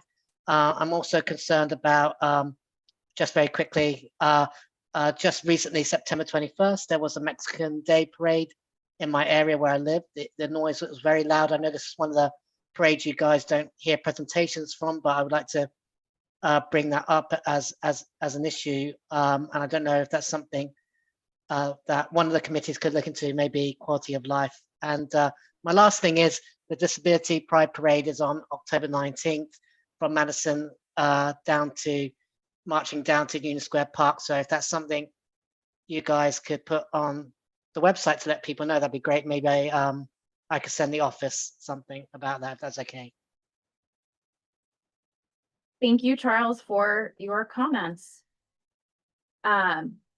Okay, seeing no other members of the public who wish to comment, this meeting is adjourned. Yay.